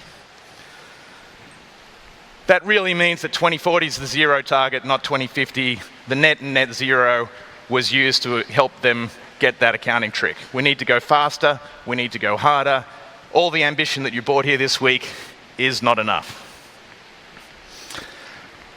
This is what led me into the energy space. Ultimately, this is all of the energy flows in the US economy. You can now contemplate it for 9 minutes, and I'll test you at the end of the talk. It's all the energy flow from one side to the other. Really doing this work in detail really shows you how the entire energy system is all connected. To decarbonize nearly every one of those flows, electrification is the answer. That's why I wrote a book with that title. That's why I started Rewiring America. But I think there's something more beautiful about this electrification, right? It is literally all connected, from generation to garden tools, from transmission toaster, from distribution to disco ball. This is a love story about connection. I think it's a love story that America needs to hear. We're politically divided, especially on this issue. So I want you to think about the connectivity of the whole electricity system all the way through. And as you think, I want you to think about the current job you have, but I want you to think about how you could take one of these things. We need innovation in community. We need to change the culture. There's still too many ads on Friday Night Football for gasoline-powered cars. We need to change the regulatory environment. We need to invent new classes of finance for low-income people. The IRA did a great job for rich people, didn't do a good job for poor people. Policy, workforce, education. So as we look at the whole system, think about how you could volunteer, how you could expand your scope at your office, at your work, to help us win further advances in every single one of these things so we can make our ambition for climate change match the challenge. So this is a bit of like the wind turbines connected to the transmission's connected to the solar farm. Solar farm, this is my worst drawing, by the way. I drew all these on the plane. This is pumped hydro, who guessed that? Pretty good, 2 out of 1,000. We got to start thinking, how are we going to electrify the farms, electrify the trucking, let's have some more conversations about high-speed rail. The Shinkansen delivers passengers about 20 watt-hours per kilometer, right? That's 5 times better than a full Tesla. We need to talk about really electrifying our factories, making all the electric widgets. This is starting to happen, still not ambitious enough. We've got to connect that to electrified retail. We've got to do electricity market reform so that the retailer is incentivized to put solar on their car park to sell to the local church, put solar on the roof so they can power the local school, electrify all the vehicle charging. We need new policy around mobility. We've got to think about the outer suburbs and how we connect them more cost effectively. We've got to start thinking about the inner suburbs. 40% of American cars sleep homeless every night. How are they going to charge? A lot of cars go to bed in a basement. Most fire departments are against this right now. So how are we going to reform the fire codes that are a barrier to our electrification plan? Let's have better conversations about nuclear, not just to power AI. I mean, worst headline at Climate Week ever. Nuclear Terminator. What are we going to do for ecosystem restoration that's balancing the transmission and generation requirements? How are we going to electrify our ports, our big cities? Those are connected to our homes. How do we electrify these things? The 5 machines in that picture are 42% of the emissions in the US. How do we fix rooftop solar policy in America? It's completely broken. More on that in a minute. I want to remind you, are you thinking about how you're going to engage with the community on these issues? Are you going to pick up the policy baton when the new administration comes in? We need people to be doing these jobs. The policy won't write itself. The workforce won't build itself. Where are you going to plug in? How are we going to install 110 million electric heat pump water heaters for showers? How do we do another 70 million homes with heat pumps for heat? How are we going to electrify all the kitchens against the cultural barriers of the threat that this might not be able to run a wok? Who's developing an electric wok in the audience? How are we going to connect all the batteries? How are we going to make the battery on the side of the house not cost $1,000 a kilowatt hour when the cells are worth $80 a kilowatt hour? How are we going to educate our children to grow up for this workforce, for this universe that we're creating? And who's going to run the digital apps? Are we going to have divided ecosystems of proprietary and non-proprietary? Does your mother use Linux? Who's going to program their electrified house? We've got to electrify our garages. We've got to think about those homeless cars some more. We need more mass transit that's electrified. We need to do all the school buses. We need to have more of this. We currently have a punitive transport code that penalizes the electric micromobility solutions we need. We need to electrify all our schools and really give kids the opportunity to participate in the upside of this. In other words, we all have to plug in and do more. And obviously this is why we have to plug in. That's my 10-year-old. So that's the love story about our connection, right? We are 330 million people are connected in this country physically and literally by electrification. Now I'm going to turn to my community. I live here in a suburb called Ostermere, in a town called Wollongong in Australia. And we just got awarded $12 million to become Australia's first all-electric community under the banner Electrify 2515. Thank you. It's actually a really important story for a few reasons.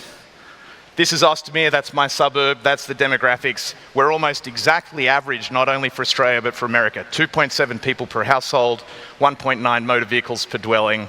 You can run through the stats. We're part of 6 similar suburbs. That's our zip code. We call it a postcode, 2515. Don't try and do a gang sign with 2515. It's a bit rough in the middle. Here's the interesting thing. So all the grids all over the world were built on the same subunit called the distribution substation. Ours is in Wambara. It's up the hill from my house. It's an ugly thing, usually behind the railway tracks. It looks like that sketch in the corner. Under ours, we have 5 strings. This is literally the physical connection, neighbor to neighbor, of everyone in our community. As everyone in our community does this is electrification. This is what has to happen under that subgrid. The awesome efficiency, we spent 50 years trying to reduce, reuse, recycle. We made single-digit percentages difference in terms of efficiency. The efficiency of electrification is extraordinary. So your house will lower its energy use by 60%. You don't have to shrink it, you don't have to insulate it, you don't have to buy a smaller car, you just have to electrify it. You should probably do all those other things as well, but electrification is the efficiency we need. But what it means is the electricity is going to triple. So we need to deliver 2 to 3 times as much electricity under the grid. Here's Australia's one climate success story. We did permitting reform, regulatory reform, workforce training, and we got the cost of solar 55 US cents per watt installed with an inverter on the roof of your house. That's 3 cents per kilowatt hour electricity delivered to your home. In the US, it's still averaging above $2.50 a watt. That's higher than 20 cents a kilowatt after financing. It's why solar is more expensive than the grid in most places in the US. You need to fix this. Why do you need to fix this? Here's a breakdown of the cost of electricity in Australia. Column A, 28 cents a kilowatt hour to buy it from the grid. Column B, get it for 4 cents a kilowatt hour after financing from your roof. If we have regulatory reform, which we're winning in Australia, and you could do neighbour-to-neighbour sharing, so I can provide solar to the church's solar can occasionally charge our surf club, that'll be about 15 or 12 to 15 cents a kilowatt hour. This really means the cheapest energy system that we can build, doesn't matter if your nuclear energy produces for free, it will not get to the household for less than about 10 cents because it's the cost of the distribution system and the transmission ultimately that dominates. So the cheapest system you could achieve in America maximizes rooftop solar. So I want at least 5 people in this audience to take on the job of reforming AHJs and the solar rooftop market in America. This is the difference. If you're charging a car in Australia from rooftop solar, it's like paying 20 cents a litre instead of $2 a litre. It's the same ratio here. If you're paying $3 a gallon, you'd be paying 30 cents a gallon. This means the economics for a household is extraordinary. We save $800, currently we spend $800 a year on gas, $4,500 on oil, $1,500 on electricity. We have one gas station in our town, sells 3 things that can kill you, sugar, nicotine, and oil. Creates 1 job, and that guy doesn't look very happy. The fully electrified Australian household, with about half of its electricity coming from that cheap rooftop solar, will spend $2,000 a year all in for everything. That's $4,800 a year in savings. This is for a household that earns about $90,000. That sounds great for a household and is, but think about your community. So this is a 2-school, 2-church, 1 surf club, 1 gas station community, 4,000 households, 10,000 people. Where currently our subscription to fossil fuel is $28 million a year. The fully electrified suburb, after we do all of this, will still spend $6 million, we'll still buy some electricity from the grid, but the 2/3 of our energy we generate and share amongst ourselves will mean that $15 million a year every year is spent in the economy. Instead of sending your paycheck on a one-way ticket to Texas and Louisiana every month, you spend that money in your community. You run out of things you can gold plate. You run out of classrooms to build. This is the story of economic renewal that is possible not just in Australia, but in America and around the world when we go after all of that market reform, everything. I'd like to call this movement #mega. I think a lot of people came here a little, it's feeling hard right now, what we have to do. But really, we are underselling ourselves, we are underselling our movement. The real center and possibility for American economic renewal begins in every household and every community, provided we're willing to take on those cultural factors, regulatory factors, policy factors. We need to make electrification great again. We need to make beautiful products. We need to make the future exciting. And just because I'm a hopeless engineer and I can't be a policy terrorist all day, every day, I'll finish by saying, this is what I mean. This is an illegal product in most markets of the world because we have rules that favor cars, not scooters, not bicycles. We're going to launch this in a couple of weeks. I like to call it the shitless horse. My colleagues told me never to say that on stage. It's just like a horse, doesn't take a shit. I can't believe I did that. One of my colleagues is here, he's going to kill me.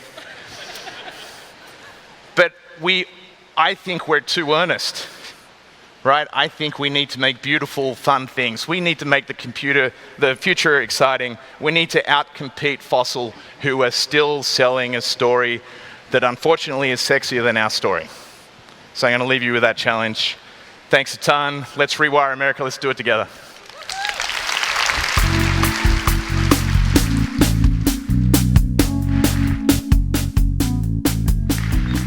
Saul Griffiths, everybody.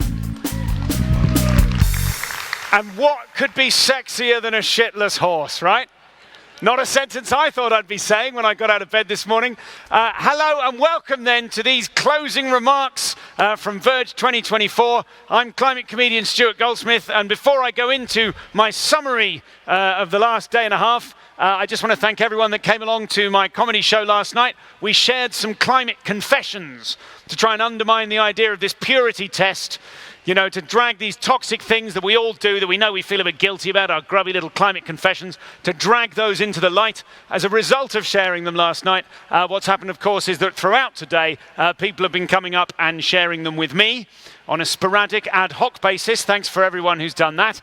My favorite, I think, of the ones today was a person who came up to me and told me their climate confession was that during winter, before going to bed, they use an electric hairdryer to warm the bed sheets.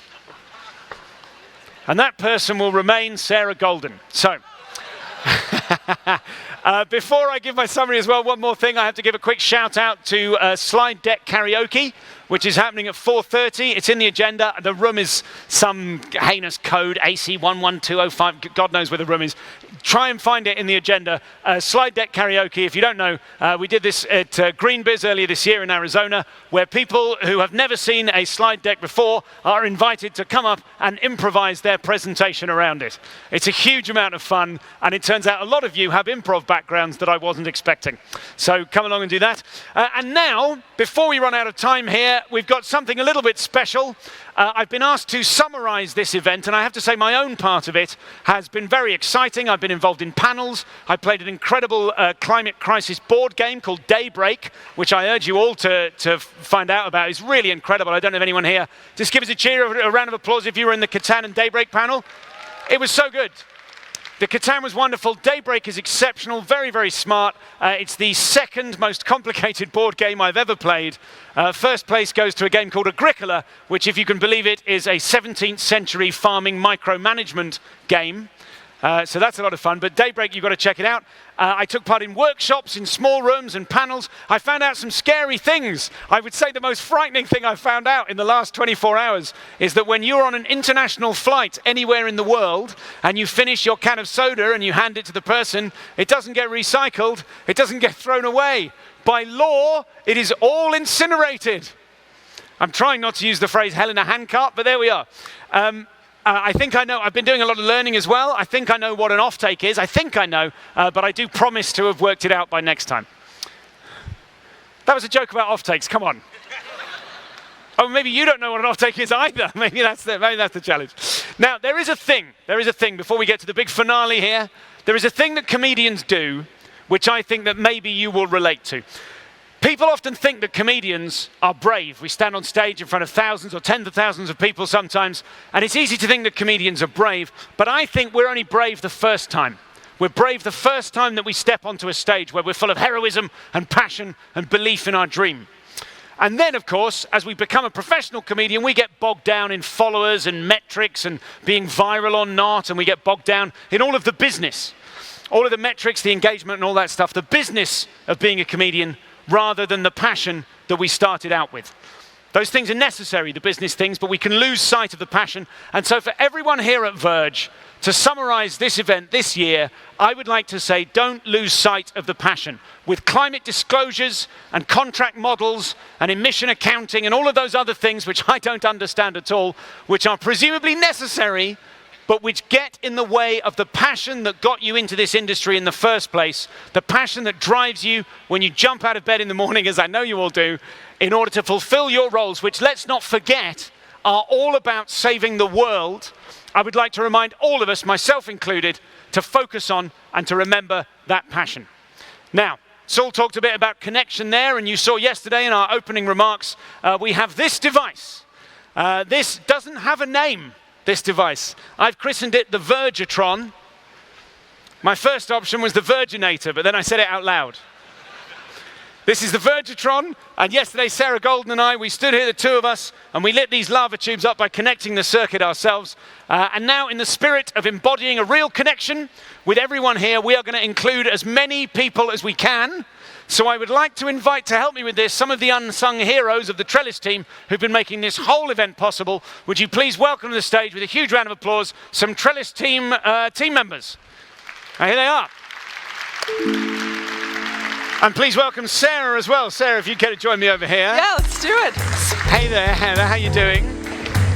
So if you can remember where you stood yesterday for rehearsals, we are not just going to make use of these team members, we're also going to try and include some of you in this as well.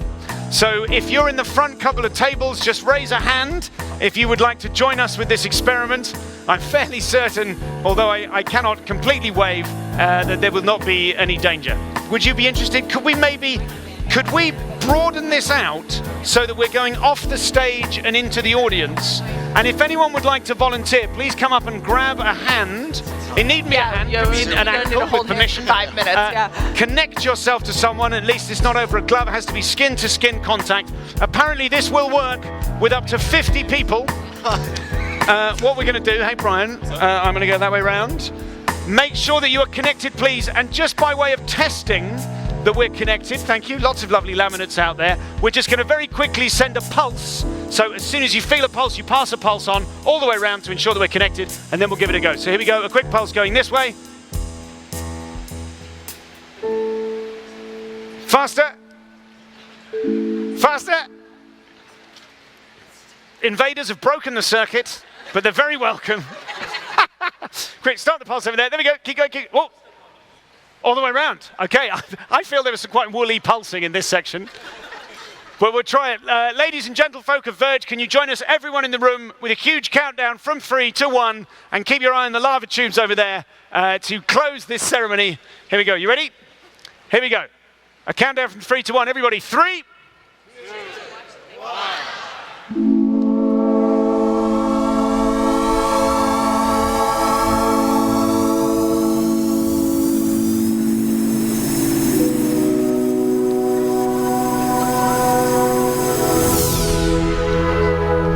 Try not to do that. And that's us. Thank you, everybody. Thank you so much from Verge. Give yourselves a round of applause. Is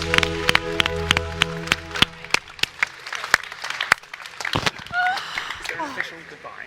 No, that was it. That was it. Yeah. Thank you.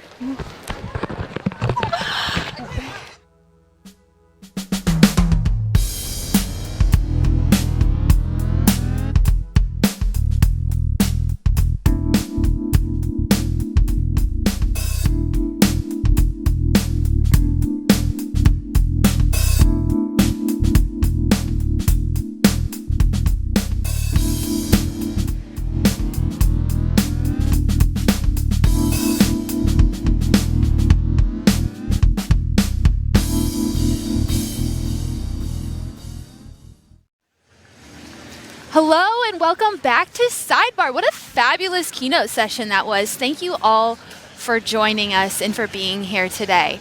We're about to start some Sidebar interviews shortly here. And yeah, wow, Saul Griffith, always good for just firing us up. I love his drawings. He hand drew all of those. That's amazing. Yeah, so we're gearing up for some Sidebar interviews. We're going to start with Hannah Bebbington, Head of Deployment with Frontier. So we're excited to welcome Hannah, and then followed by Hannah, we will have Rashad Williams, Director of Subscriber Services with Groundswell. So we're excited to meet both of them, and we look forward to meeting you right back here for Sidebar. We know that the climate crisis is in front of us, and so we felt that the next natural step is to make a net zero commitment. But all the same questions were coming up.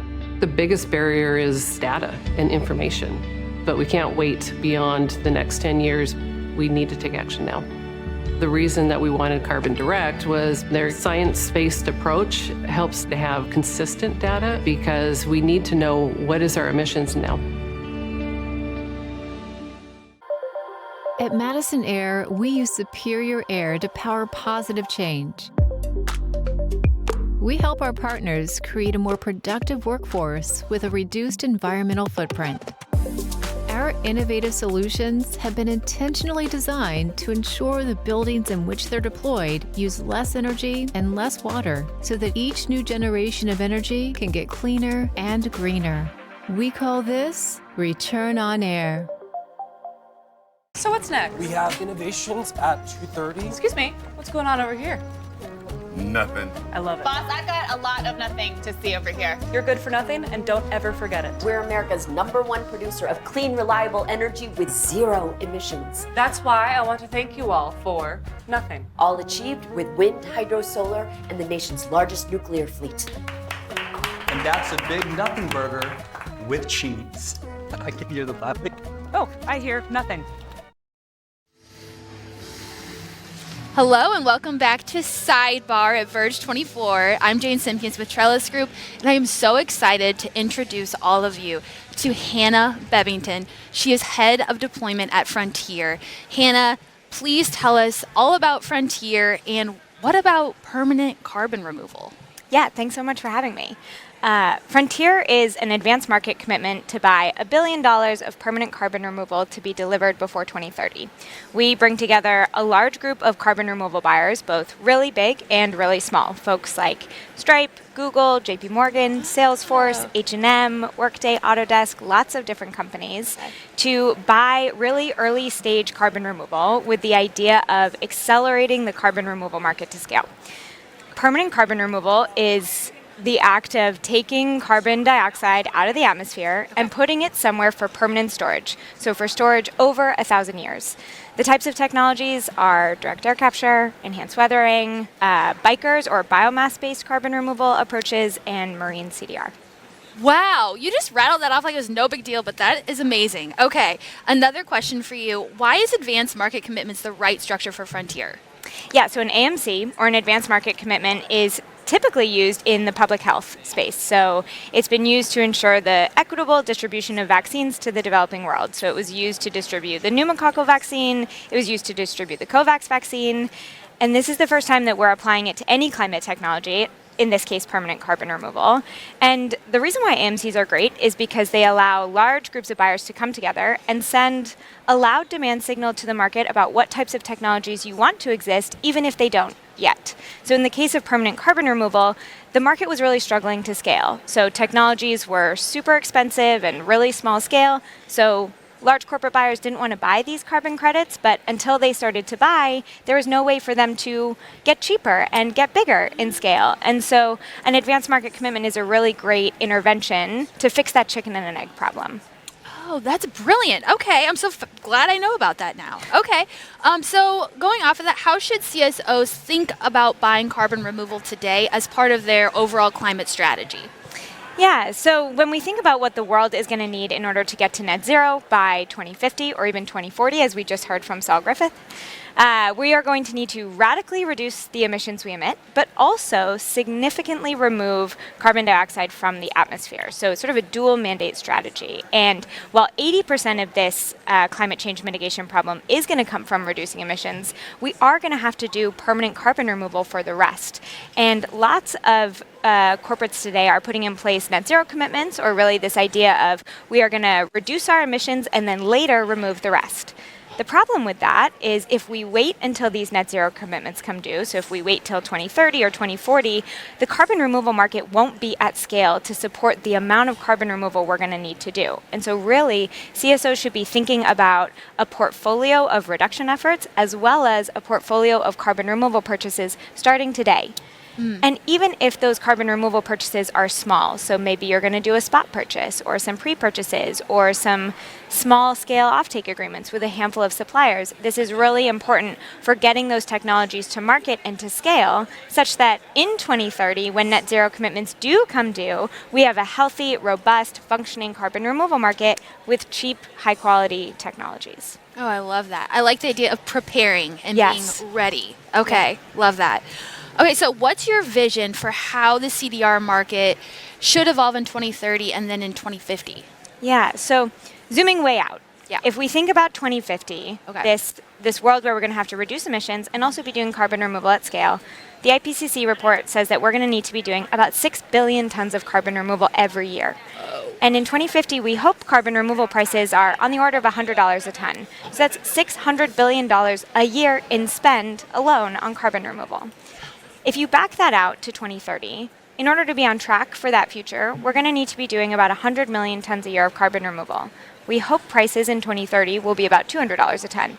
So that's $200 billion of spend every year starting in 2030 to be on track for 2050 goals. And so really what we think about today in 2025 is how can we as large corporate buyers start to get these technologies ready to be operating at that level of scale. So we want to be pushing these technologies sort of off the starting blocks so that we can learn a lot about how they get deployed in the field and then eventually pass the baton to governments around the world. All right. Thank you so much, Hannah, for joining us today. It's great Thank to you see for having me. Thank you. In today's fast-paced world, your company needs more energy. More energy to power thriving manufacturing lines. More energy to drive expansive data centers. More energy to grow and scale your business without compromise. At NextEra Energy Resources, we understand the urgency. With our cutting-edge technology, we're ready to deliver the power you need quickly and efficiently. From coast to coast, our expertise and scale ensure that your energy demands are met precisely where and when you need them. Work with NextEra Energy Resources. Empower your growth while achieving your carbon reduction goals. Let's work together.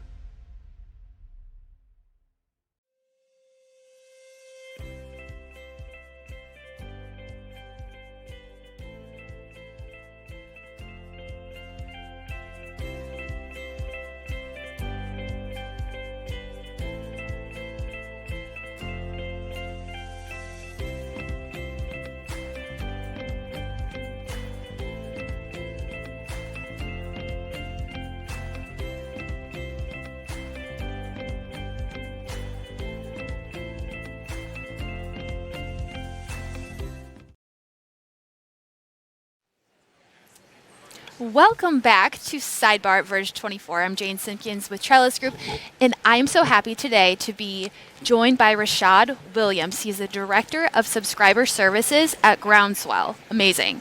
So, Rashad, please tell us all about Groundswell and your mission. Sure. So Groundswell is a 501c3 nonprofit, and we are focused on building community power. And we do that both in the literal sense of developing and building solar projects, and also in the sense of bringing communities together and building consensus among community members. And that extends all the way from the solar developers and the financiers who provide the upfront capital to the host sites who house the solar, the local churches and community organizations, and also to the end customers, the income qualified subscribers who are the primary beneficiaries of the projects that we build as well. Okay, wonderful, awesome. So can you tell us, for some people, AI can be a scary word, but today we're gonna quell those fears and tell them how AI can help nonprofits and corporations further engage with disadvantaged communities. Yes, it's such a great question.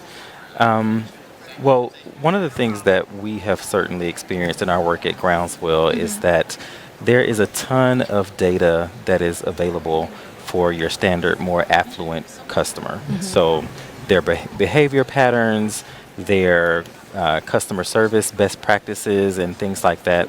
And rightfully so, because you want to know about your customer no matter where they fall on the economic spectrum. But as it relates to income qualified subscribers and customers specifically, there's not a lot of data that is available. And so one of the great benefits of AI is that it can sift through large data sets very quickly. Sure. And so in the case of Groundswell, we manage over 7,000 subscribers, and we can leverage AI to do things like we have an advisory committee. So if we were to look to recruit new advisory committee members, we could use AI to sift through our data set, identify the top 25 subscribers based on the project that they're enrolled in, based on how long they've been with the program, and maybe based on their survey responses. Sure. So that saves our team a lot of time. Yeah, no kidding. And also gets us the best subscribers who are most likely to actually want to do something like that. Okay, fabulous. That makes me feel better too. Okay, great. Thanks, AI. Okay, so let's talk. What are some opportunities for mission-focused organizations like Groundswell to partner with private corporations? This is a long question. To centralize equity in the renewable energy transition. So how can they work together? Yes, that's a great question. Well, first I'll say I'm super inspired by the engagement that I've seen with corporations here at Verge on that very issue. Yes. I think there's tremendous opportunity for partnerships because nonprofits like Groundswell are close to the issue. Yeah. We're on the ground. We know the issue. We have a deep understanding of what the challenges are and some solutions to those. And we have community trust.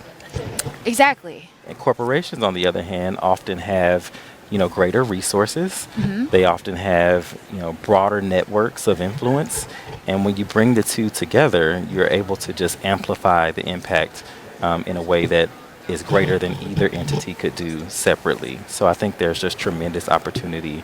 And I'm hopeful that we'll see more of that through events like Verge, where you're bringing all of those stakeholders together.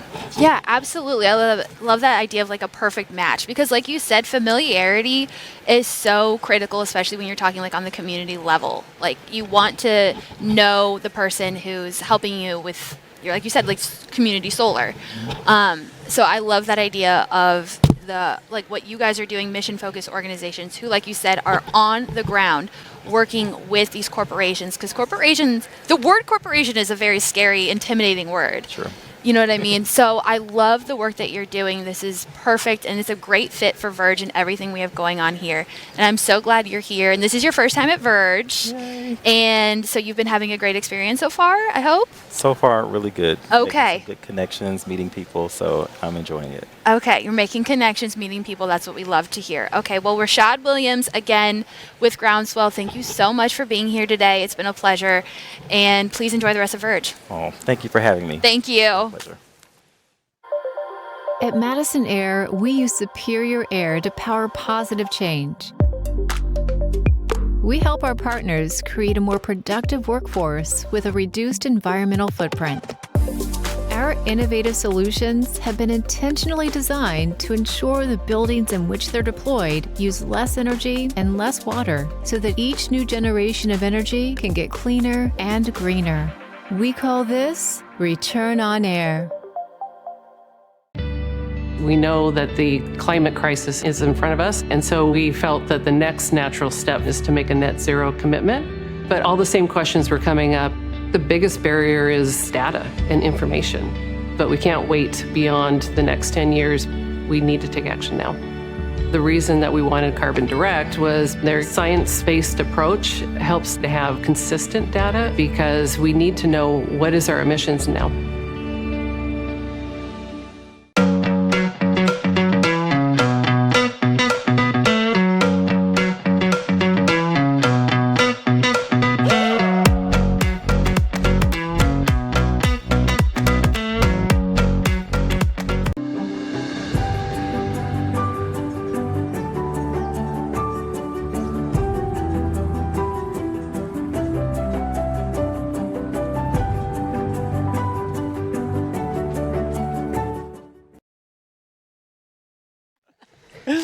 Hey everyone, I'm Nick with the Trellis Group, and we're here at Verge 24, and it's just been an honor to be hosting these sidebar interviews. I have the awesome Janelle Kelman, former mayor of Sausalito and also the founder of the Center for Sea Rise Solutions. Janelle, welcome. Thank you, Nick. I'm so excited that you're here from LA. Welcome back to the Bay. Oh, thank you. Okay, before we start, I have a fun question for you. What is your favorite Halloween candy? We have to get that out of the way. Okay, so full disclosure, I think we have a shared favorite, but I don't want to repeat. So Sour Patch Kids, obviously. Obviously, you can put them in your pocket. You can take them on a run. You can eat them at any time. They're Yes. Oh my gosh. Well, let's dive right on into the interview question. Is that a pun?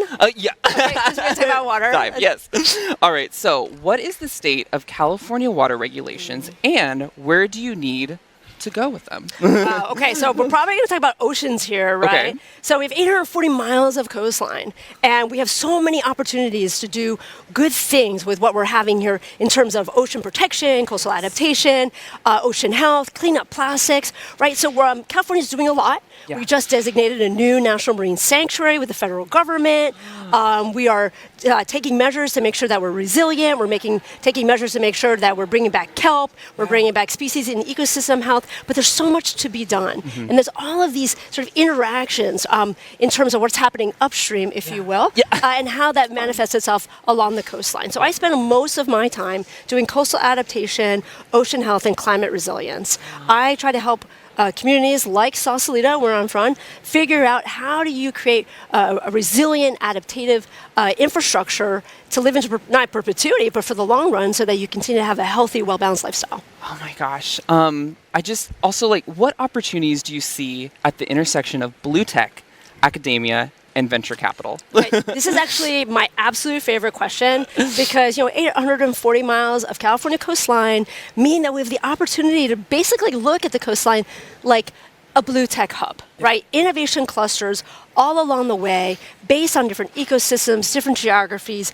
and different climate. And so up and down the coastline from Humboldt all the way down to San Diego, we're seeing scientists and academics and private sector partner with universities and researchers to figure out new ways to adapt to the changing climate. We'll talk a little bit later, I'm sure, about offshore wind, so I won't give it away. Oh my gosh, incredible. So California has plans to deploy offshore wind, and how can emerging technologies help? Okay, I think California's offshore wind opportunity is one of the most exciting things that we have seen in California in a long time.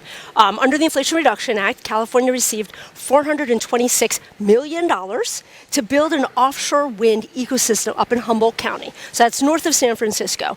And we didn't just take this as money for an idea. What we did is we stacked opportunities. The state of California figured we could work with Humboldt State, our community colleges, our state schools, and with academics and researchers to figure out sort of a full service stack of opportunity. So this is exciting because we're bringing in workforce development with education, with coastal and environmental health. Wow. Okay, well, to just wrap it all up, I have one more question for you. How can we apply tech solutions to support marine ecosystems? Okay, I really want to know how time with you goes by so quickly. I know, it's like, wait, we just started. Wait, I learned so much finished. Okay, I'm mad now. Okay, but I'll answer your question. I'm going to give you the answer through an example. So, kelp. Yes. Anyone who's heard me speak, I'm a big kelp fan. Kelp is this incredible, multi-purpose, naturally occurring plant in the ocean. Kelp is a wave attenuation mechanism. You can harvest kelp to make vegan collagen. You can harvest it to create biogas. You can create materials that can be substitutes for some of the harmful products we see in pharmaceuticals. And yet, because of the invasive species called the purple sea urchin, only something like 5% of our kelp on the California coastline continues to exist. Oh my gosh. Imagine a world where we have more kelp. We can handle all these different opportunities. So how do we do that with innovation? Well, we start to empower underwater sensors, robotics, AI, mapping technology that helps us govern and understand the growth and the well-being of these ecosystems. Yeah. So anytime you want to talk about kelp, just call me. Love to talk about it. It's a huge opportunity for us. And I like to look, if I may say, I like to look at issues that are both really great for the environment and help drive economic growth. So if you can solve multiple problems at one time, success. Oh my gosh, can I just say I am team more kelp? Yes, yeah. You can have a kelp chip. You can even make it into a chip. Oh my gosh. I can eat it. Janelle, thank you so much. It's been such a pleasure. Thank you. Where did the time go? Thank you. Can we do a quick pick? Okay. Oh my Thank gosh. you. In today's fast-paced world, your company needs more energy. More energy to power thriving manufacturing lines. More energy to drive expansive data centers. More energy to grow and scale your business without compromise. At NextEra Energy Resources, we understand the urgency. With our cutting-edge technology, we're ready to deliver the power you need quickly and efficiently. From coast to coast, our expertise and scale ensure that your energy demands are met precisely where and when you need them. Work with NextEra Energy Resources. Empower your growth while achieving your carbon reduction goals. Let's work together.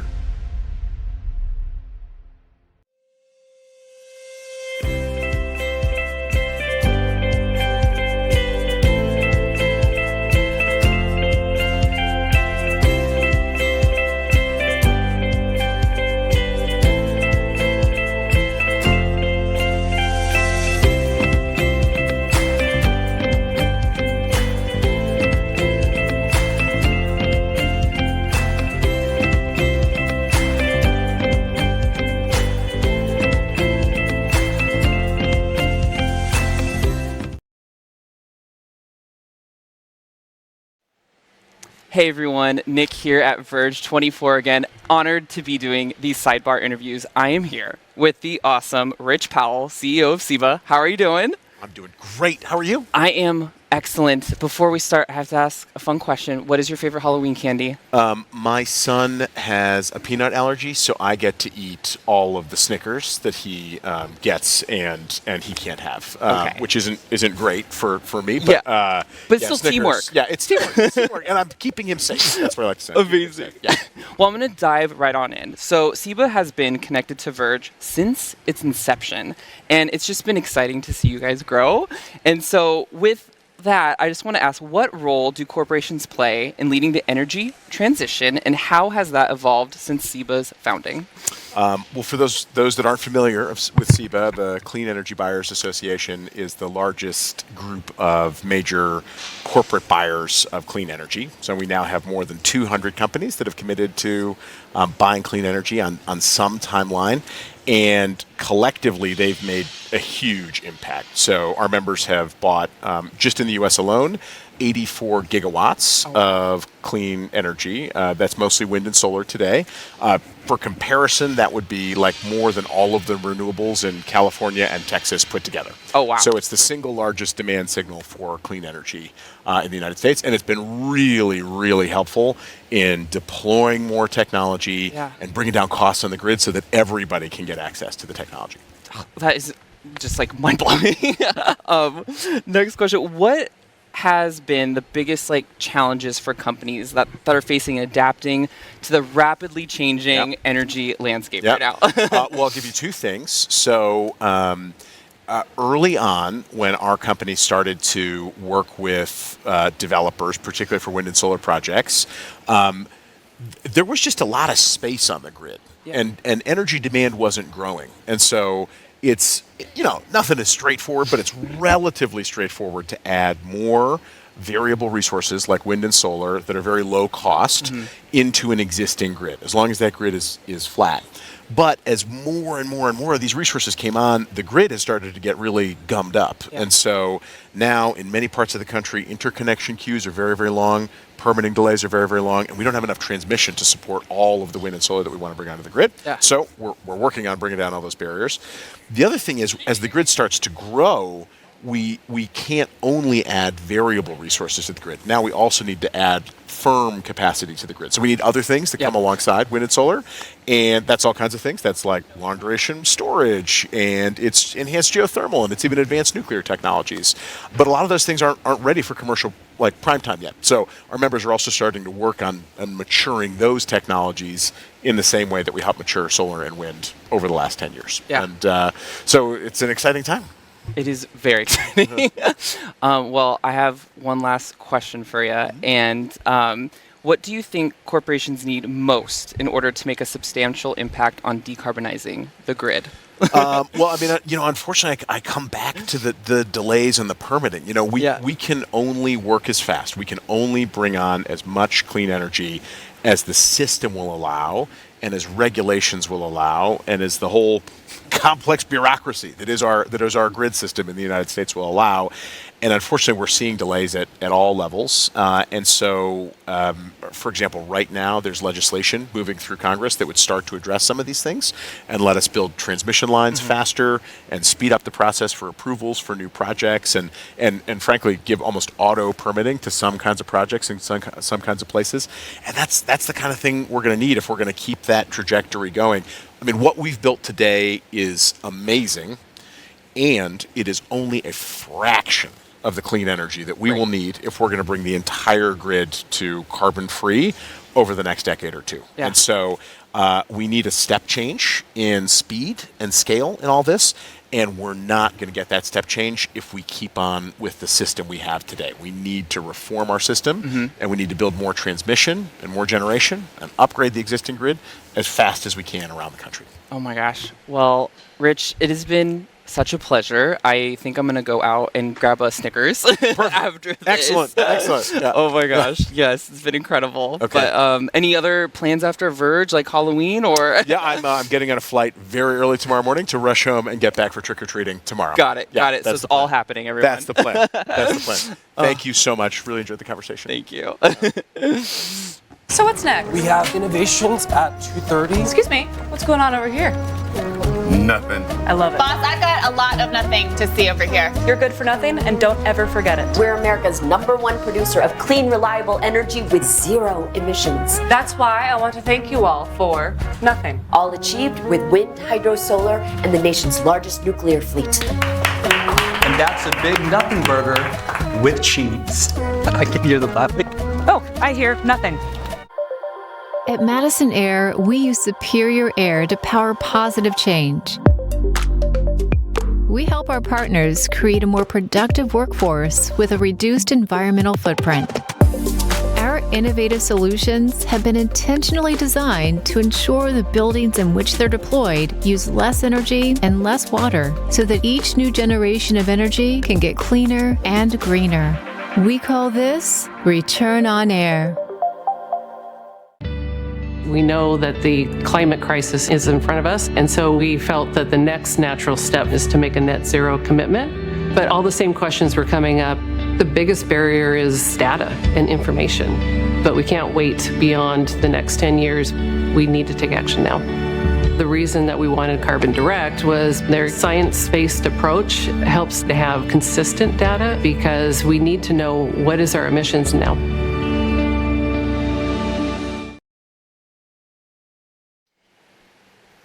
Everyone, Verge 24. Where did the time go? It just flew away. Where'd it go? I don't know. I don't see it. It's not under here. Is it under my It's not chair? over there. Jane, it's been so incredible. We've wrapped up keynotes. We're wrapping up the sidebar interviews. What did you think of everything? I mean, what did I think? I mean, I think it was pretty amazing.